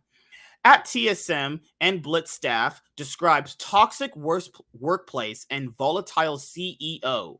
Okay, let's go through this. Okay, so I'm about to make this a lot bigger, because this writing is in fucking like scripture or some shit. Okay. In March of 2021, employees at the esports organization TSM were summoned to a virtual all-hands meeting to discuss the termination of the company's recently hired head of human resources. When the new executive was brought on board, employees' early reaction was positive. Everyone was super, super excited to finally have someone in HR who seemed to really understand the employees, said one former TSM employee. But just weeks after the new executive assumed his role as head of people operations, TSM's human resources analog, employees learned that he had been let go after an apparent disagreement with Andy Din, the organization's CEO and founder, over a recruitment practice the new executive wanted to implement. During a question and answer portion of the all hands on call, one employee asked Din to explain what had prompted the firing. This was then Andy told the whole company that the HR person was let go because he asked a question that Andy didn't like, said a former TSM employee. I think he kind of realized how ridiculous it sounded, so he followed up by saying, well, he asked 2 questions that I didn't like. No one wants to ask any questions after that. Oh, okay. So basically, a guy brought something up to his attention, and he didn't like the questions that he was proposed by this one HR guy. So he fired him. Sean, what do you think about that? Well, listen, they doesn't surprise me. I mean, yeah, what, they've been doing this for the last 10 years. So what do you want me to say? That you love Reginald? Yeah, I mean, yeah. And Okay, also, before I you mean, go, if man. anybody wants to put me in like a boxing match, I'll definitely fight Reginald and dunk 2v1, beat their fucking asses, Oh, cripple them. And since 2009, Din has built TSM into one of the premier esports organizations in the world, competing in a variety of esports and partnering with popular streamers. TSM was labeled by Forbes as the most valuable esports organization at an estimated $410 million in 2020. And I'm pretty sure they just did an update to that ranking too, and TSM is also still first. The following year, the company inked a 10-year naming rights deal with the cryptocurrency exchange FTX for $210 million. and there's the more blood money, cartel money right there. However, allegations of workplace abuse have long circulated around the 30-year-old founder. In videos dating back almost a decade, Din can be seen yelling at TSM esports athletes. That behavior extended far beyond the esports teams, though, according to over a dozen current and former employees of companies founded and run by Din, who spoke with the Washington Post, members of teams ranging from sales to programming to content said they witnessed other workers getting called out by Din in calls or intra-office chat rooms and publicly shamed. Someone said they experienced that treatment firsthand. Yeah, even just in the TSM Legend videos that I saw, there was one of the TSM Legend videos I saw like back in 2017 where he made them feel like shit for just dropping a game to Echo Fox. Now, this was the time in the LCS where they played BO3s. So they dropped the game to Echo Fox, and they obviously won the first game. So they lost game 2, and he made them feel like shit for just dropping a game in a best of 3. I was like, what the fuck? No, go back and watch that. This is back when the LCS played BO3s. TSM won the first game against Echo Fox. Then in the second game they lost. And like in that Legends video, because they do the videos week to week, obviously, of the games you play, he's making it feel like shit. I was like, dude, it's one random game. Like, they're going to probably win game 3. Just get the fuck over it. It's not that big of a deal. You know, it's crazy, guys. I've actually sat above Reginald before. We went to the LCS like in 2018 summer, back when Cloud9 first brought in Blabber. I saw Blabber's first game at the LCS stage. Sat literally above Reginald. Definitely scared the shit out of me. My friend, he was saying like, well, maybe Myth, he's playing bad in scrims. Reginald heard that and tilted his head. I was like, oh my god, this man's about to get his fucking killed or some shit. Oh my god. just my heart like literally sank in that moment. If I ever see Reginald just on the street, I'm gonna beat the fucking shit out of him. I'm literally just gonna grab like a crowbar, break both of his fucking legs. Nobody wanted to be in a one-on-one meeting with Andy because you had no witnesses, said Anthony Barnes, a former senior programmer at Blitz. I mean that literally. Who knew if Andy was going to scream or yell at you, degrade you, be friendly, or just be confused or inquisitive? You weren't sure what Andy you were going to get, but the more people on the call, the more likely Andy wasn't going to be a complete volcano. Furthermore, multiple workers at Los Angeles-based TSM and Blitz, a company headed by Din that develops a coaching and statistics tracking app for gamers, believe they were misclassified as contractors rather than employees. The distinction between employees and contractors defines, among other things, how a worker is paid and the benefits to which they're entitled, as well as what taxes are owed by the employer. Misclassifying employees as contractors, in turn, would run afoul of California employment laws, which are some of the strictest in the United States, according to legal experts. So basically, guys, you have to, when you hire people on, you have to have, you literally have to classify, it's not even just in California. You have to classify what they are because there's certain tax laws that go under hiring said person. Now, what's really weird about this at TSM, when I read this actually, is doesn't Reginald have accountants and like people that specialize in that? When you hire someone, the CEO at a certain point, when you get big enough, you don't hire people like that. Like you hire people to do the hiring for people, and then you have another section of people, preferably one or two people, look over if everything is legal, if everything can go through.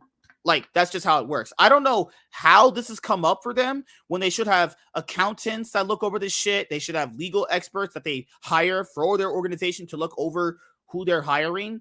I'm just saying, like, I don't know why they've trying to like undercut motherfuckers. Holy shit. We won't be commenting on confidential personnel issues, especially complaints made by anonymous individuals who feel they were misclassified in their employment status, TSM and Blitz spokesperson Gillian Sheldon told the Post.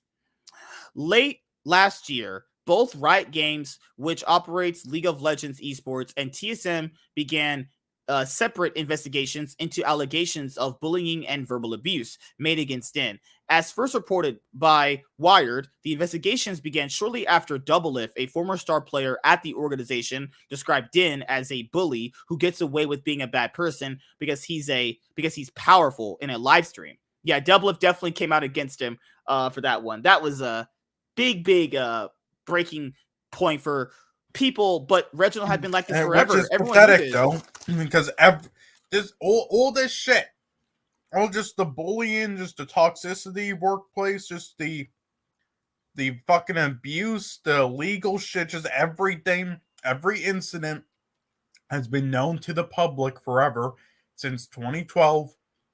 But no, once Doublelift then goes over fucking basic shit. Oh yeah, fuck yes, and yeah, fuck that. You're all fucking pathetic.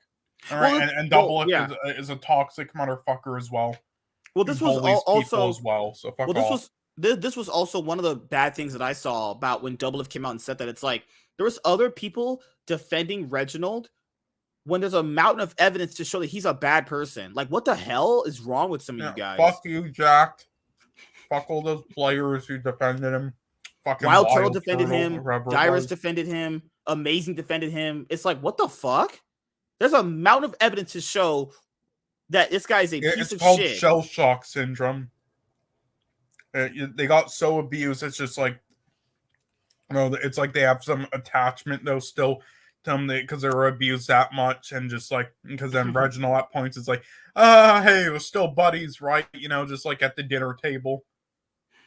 Most of the employees who spoke with the Post did so on the condition of anonymity, citing fear of retaliation. Many specifically highlighted fear of reprisal from Din, citing his temperament and influence in the esports industry. So basically what they're saying is if you speak out and Reginald finds out, you are done in esports. He'll tell everyone what a rat and piece of shit you are. If that is true, Reginald can go fuck off. If you do that and ruin people's careers, you are a flat out piece of shit. If you do that, you're going to hell for that. TSM shared a statement with the Post, echoing its statement to Wired in January.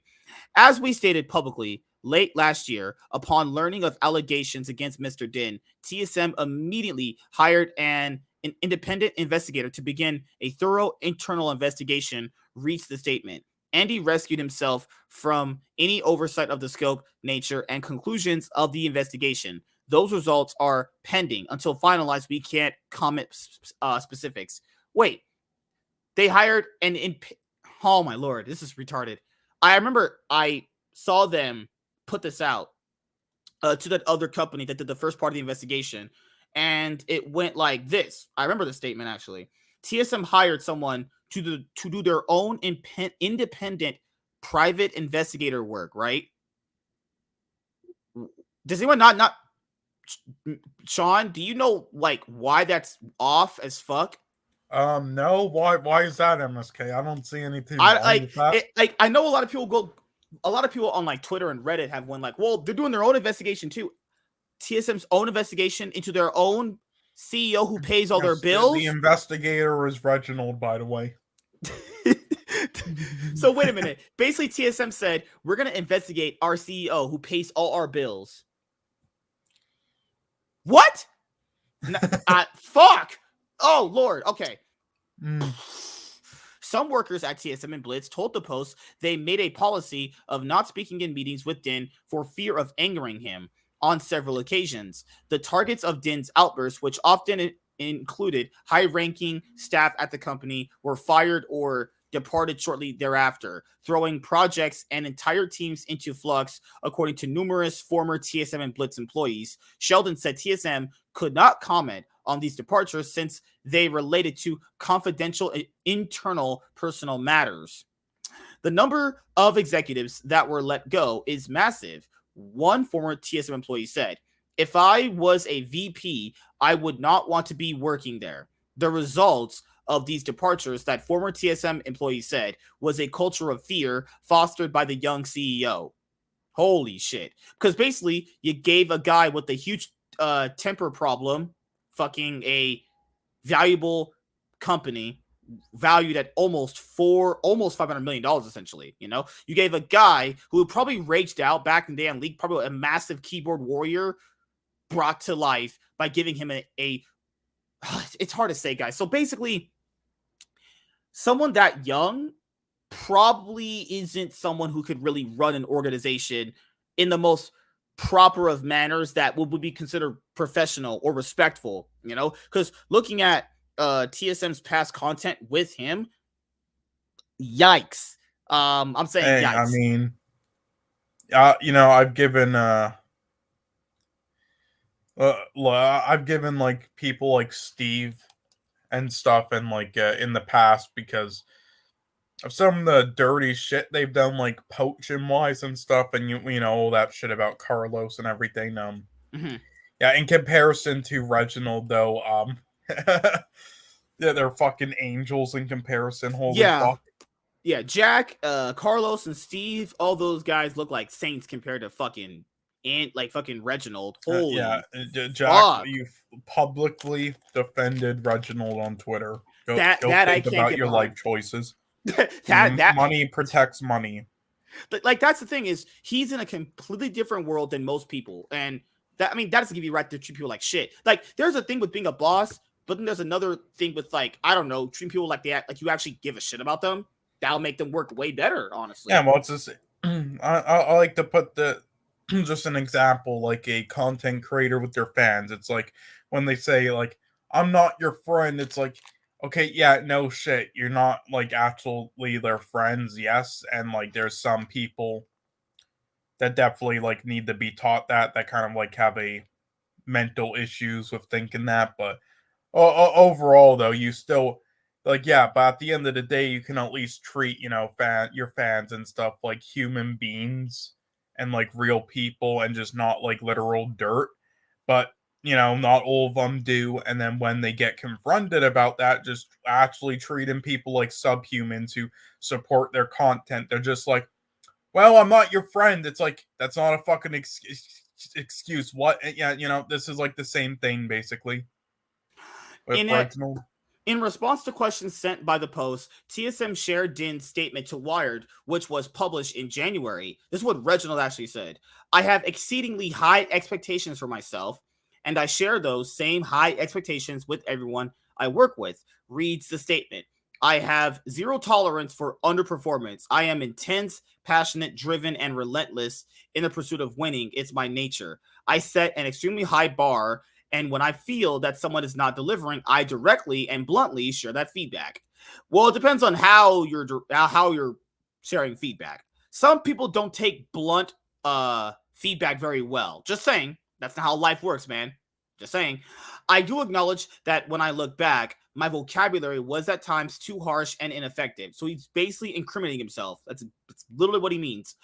I know I need to work on my delivery, and I am working to improve the way I communicate with my team and those around me. I support and am fully cooperating with the independent investigations that are already underway and will gladly embrace any recommendations from the investigators.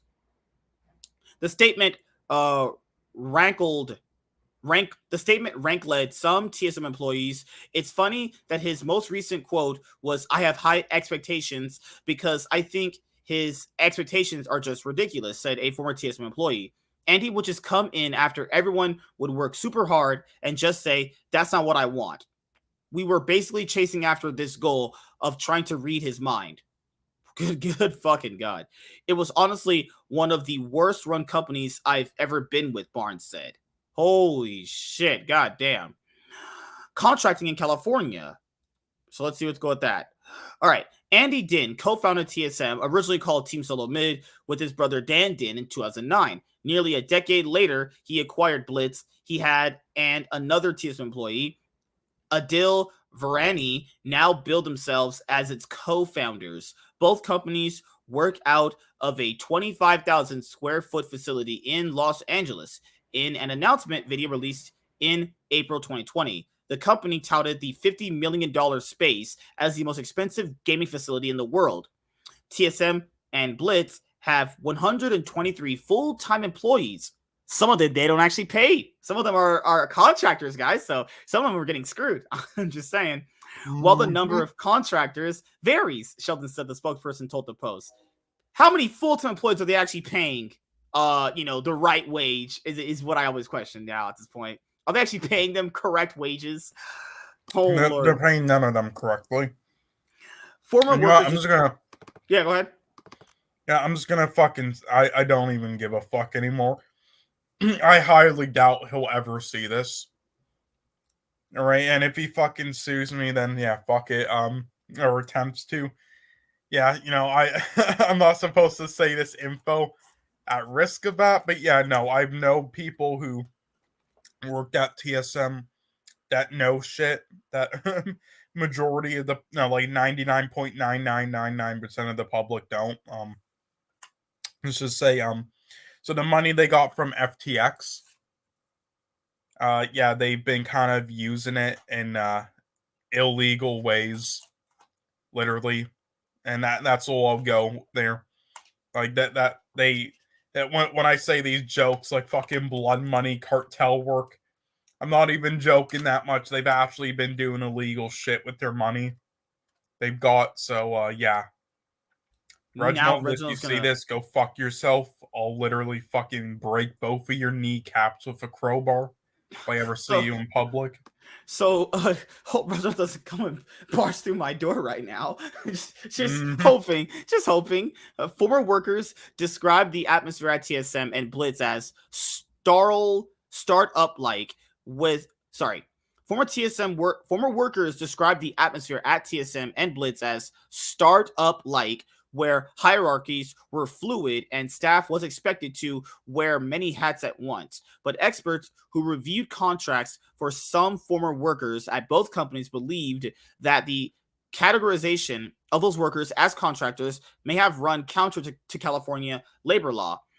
I would not be surprised if the state felt that it was a misclassification, said Brandon Huffman, a founding attorney at Odin Law and Media, a firm specializing in video games, technology, and media. After reviewing contracts between TSM and 2 former workers, 2 contractors, tenures at TSM and Blitz, exemplify the company's approaches to contracting.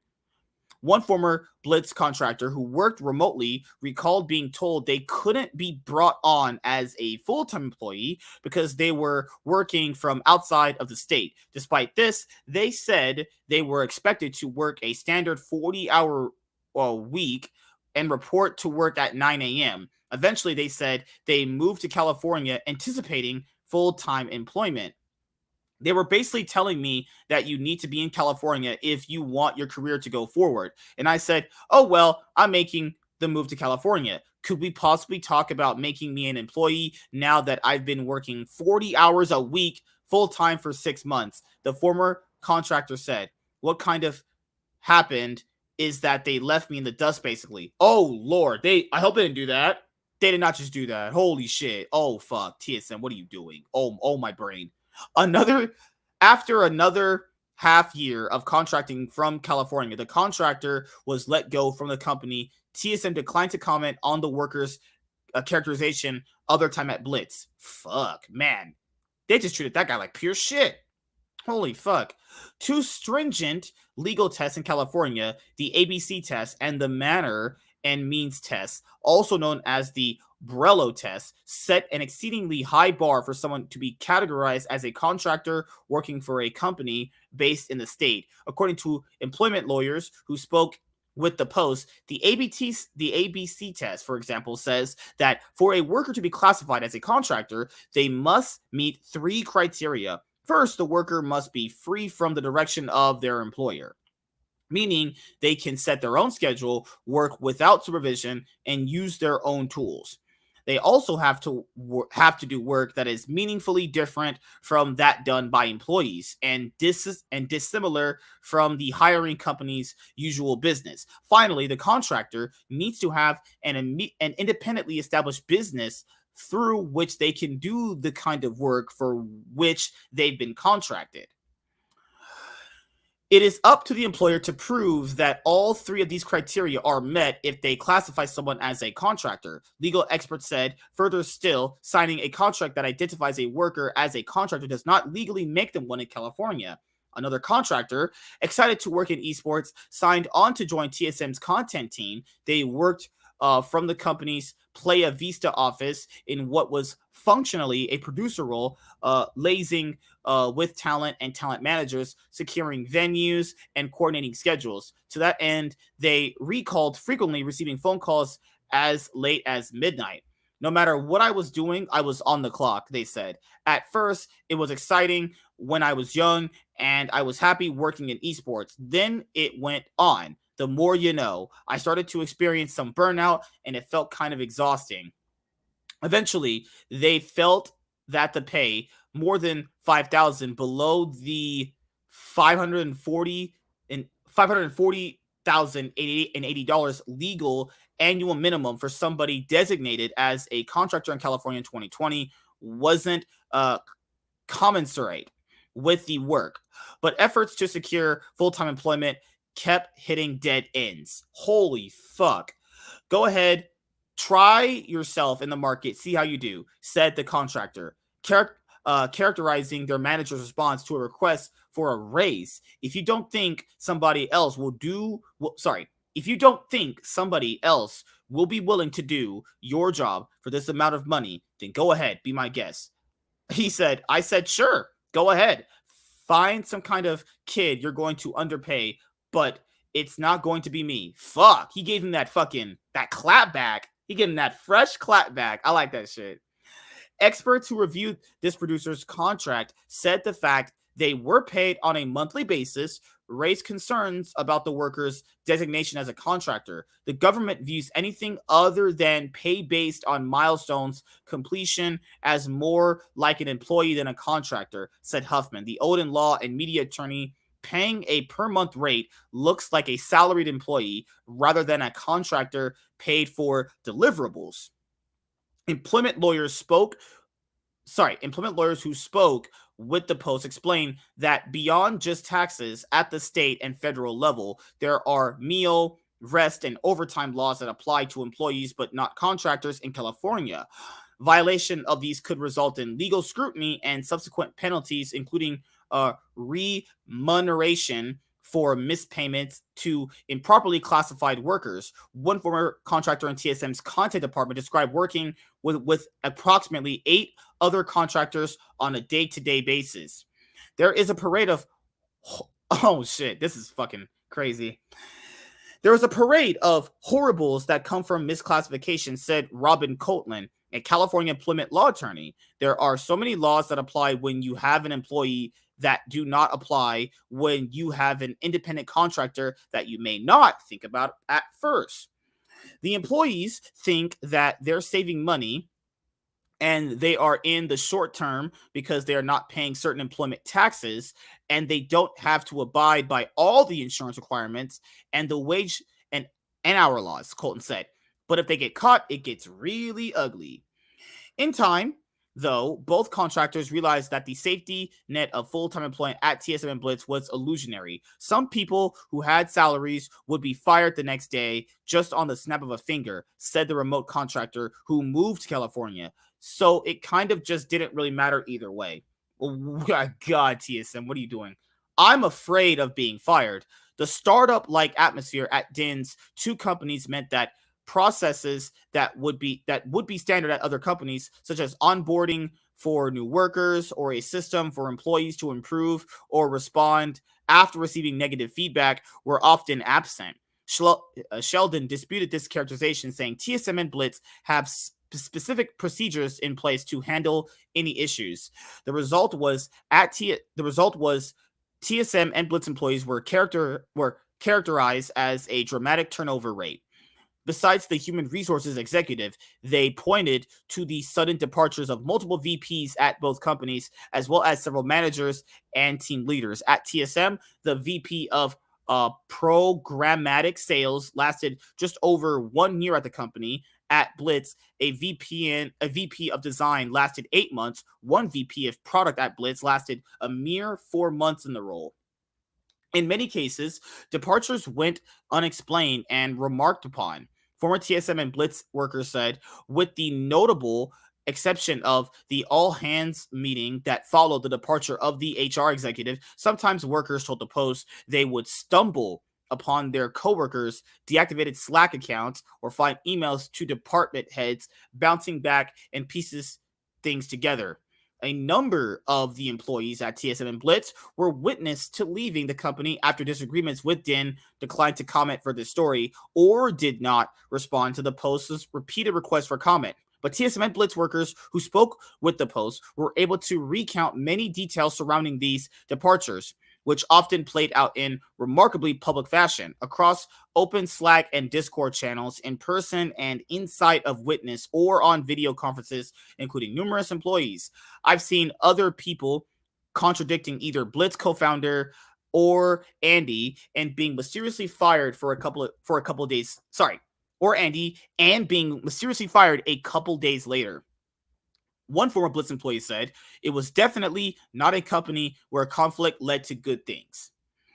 Some TSM and Blitz employees described teaming up with coworkers to take calls with DIN, said so as to avoid one-on-one meetings with the CEO. Others deliberately organized their days and reporting structures in order to speak primarily with other executives and managers rather than DIN. Still, they said DIN's behavior was hard to avoid. In public chat channels, DIN sometimes called out entire teams for work he deemed bad or wrong. Sometimes he would zero in on specific workers, calling them incompetent in public channels, or warning other employees not to trust information coming from particular people in the company.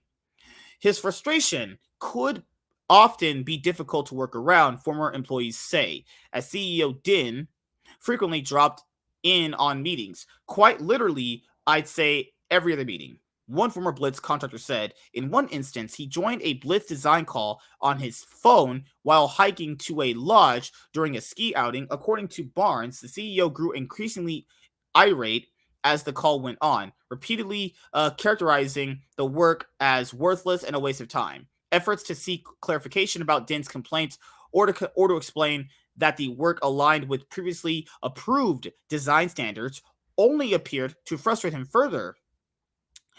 He took the call where we are screen sharing detailed design information and mock-ups on his phone, Barnes said. By that medium, that's going to be inherently challenging. I wouldn't make that decision, or I would be cognizant that that would impair my ability to make decisions and evaluations. Andy didn't seem to do either or value doing so. In late 2020, after TSM's Valorant squad lost in the finals of that game's First Strike North American tournament, Din sat in on numerous work calls and verbally tore down some of the speakers and the updates they were presenting, according to one attendee. In one meeting, for example, while reviewing work he had assigned a few weeks prior, Din started questioning why the work was being presented at all, saying it wasn't good use of anyone's time, according to the attendee. And yes, obviously, always had a short temper, said the attendee who worked at Blitz. But that day, you could just tell something was different because it was like he was hunting you. Like if you talked during that meeting, you were just reamed and ripped apart as much as possible, especially if you were even higher up. Din's outburst made employees unwilling to speak up in meetings or bring bad news to their managers. There were definitely a lot of times where I was afraid of bringing up points that Adil would be unhappy about.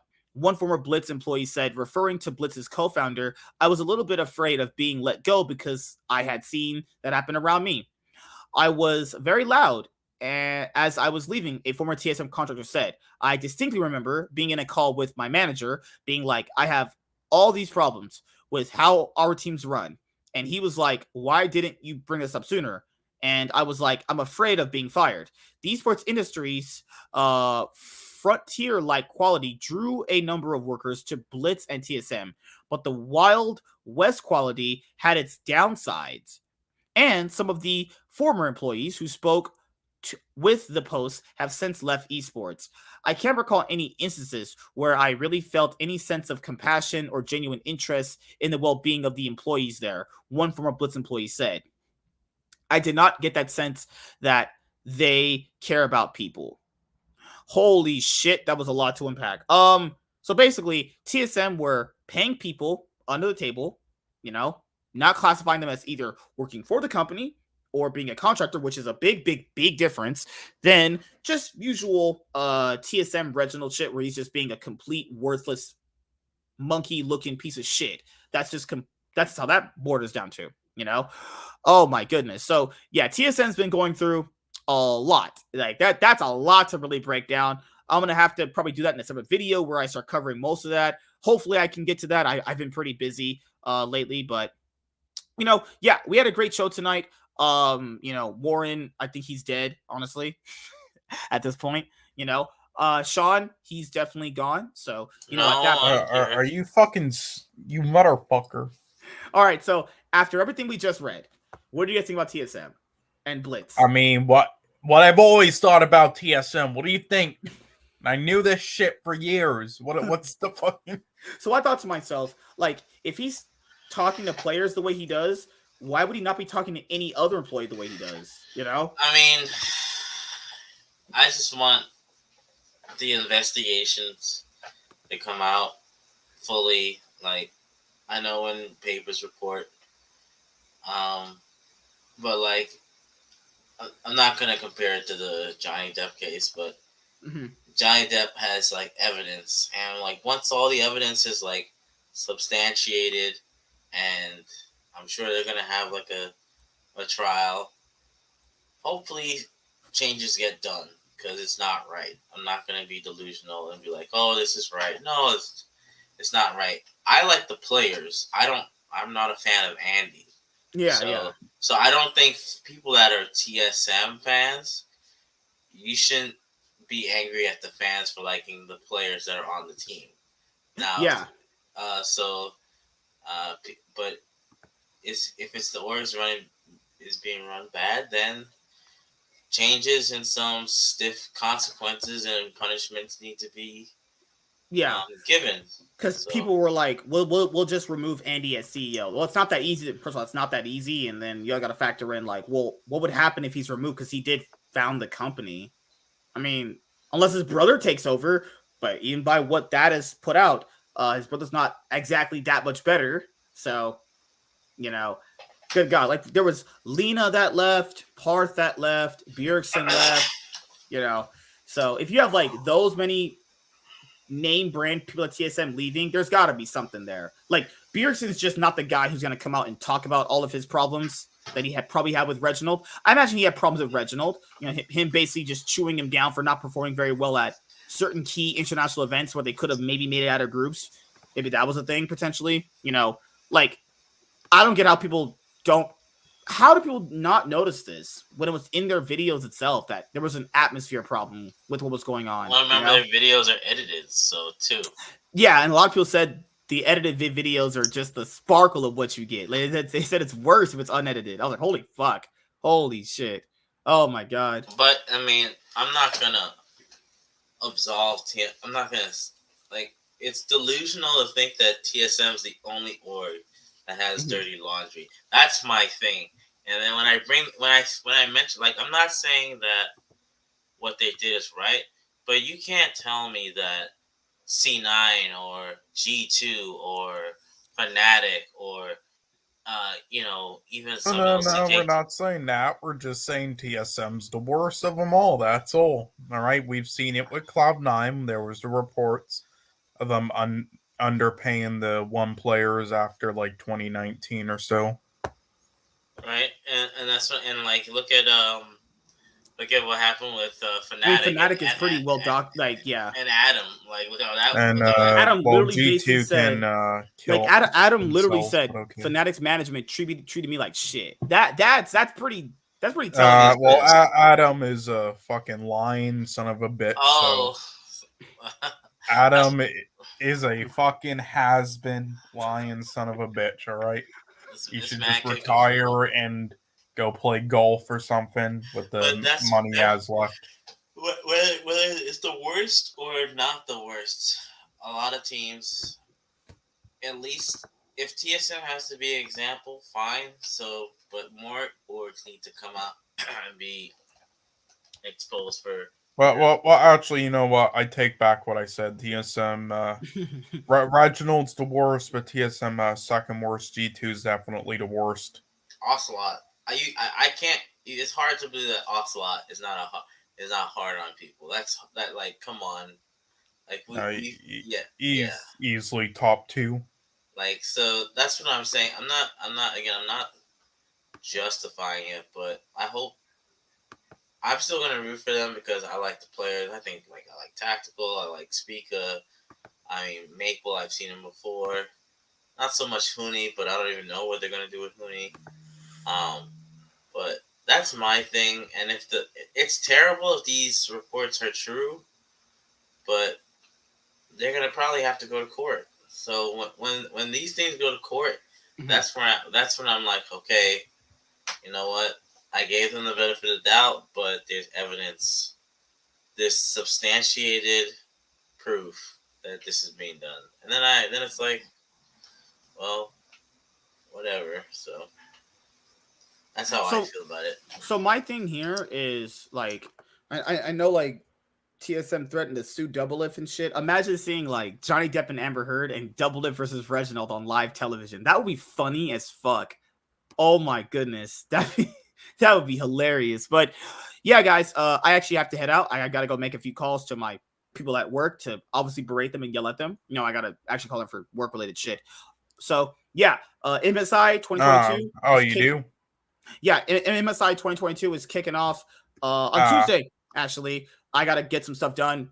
I will be live on my main YouTube channel later on. Okay, well, all right. So do you need to have sex with my wife right now?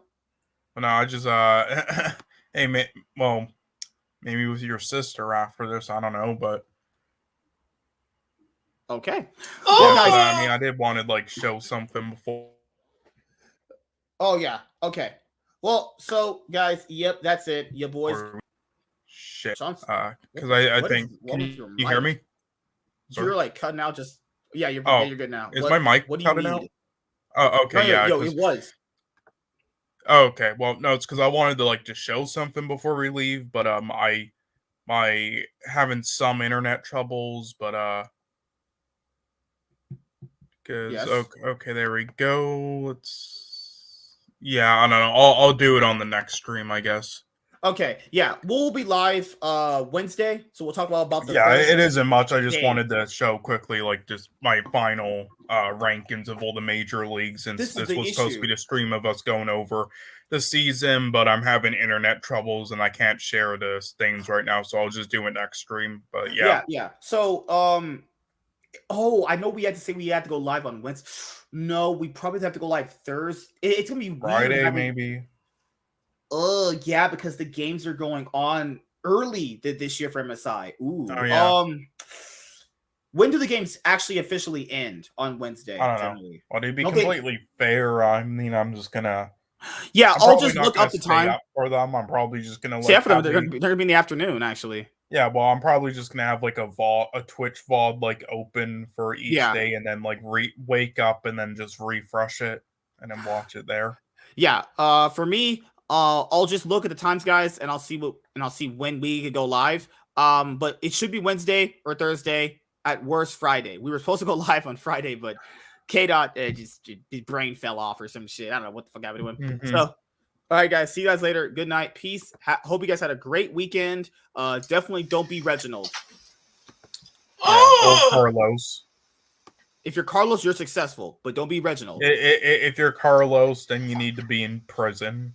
Let's go, Team Order, MSI champion. Yeah, Team Order is gonna kick both.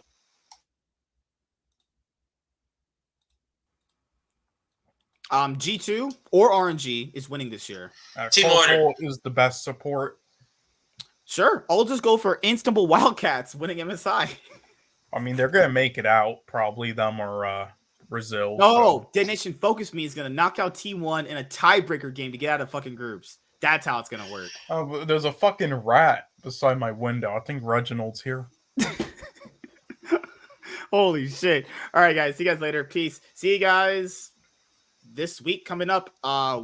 If not Wednesday, then Thursday or Friday. Or at the latest, we have to do it today. But yeah, I have news videos coming out for you guys, so don't worry about that. You know, Reginald contacted me right now. He wants to talk to me. So yeah, because there's been like an abuse allegations against like MSK on Reginald. Yeah, so we're gonna investigate that, and the investigator is Reginald. Oh my goodness, I had sex with my wife earlier today, and it was just like amazing. Honestly, do you guys believe me? I mean, so you put lube in the pillow this time, then? I mean, I have sex with real women. Warren believes me, so that's all that really matters to me at this point. You mean you have sex with real Team Order. females? You mean, which could mean anything, like female cats. All right, guys. Goodbye.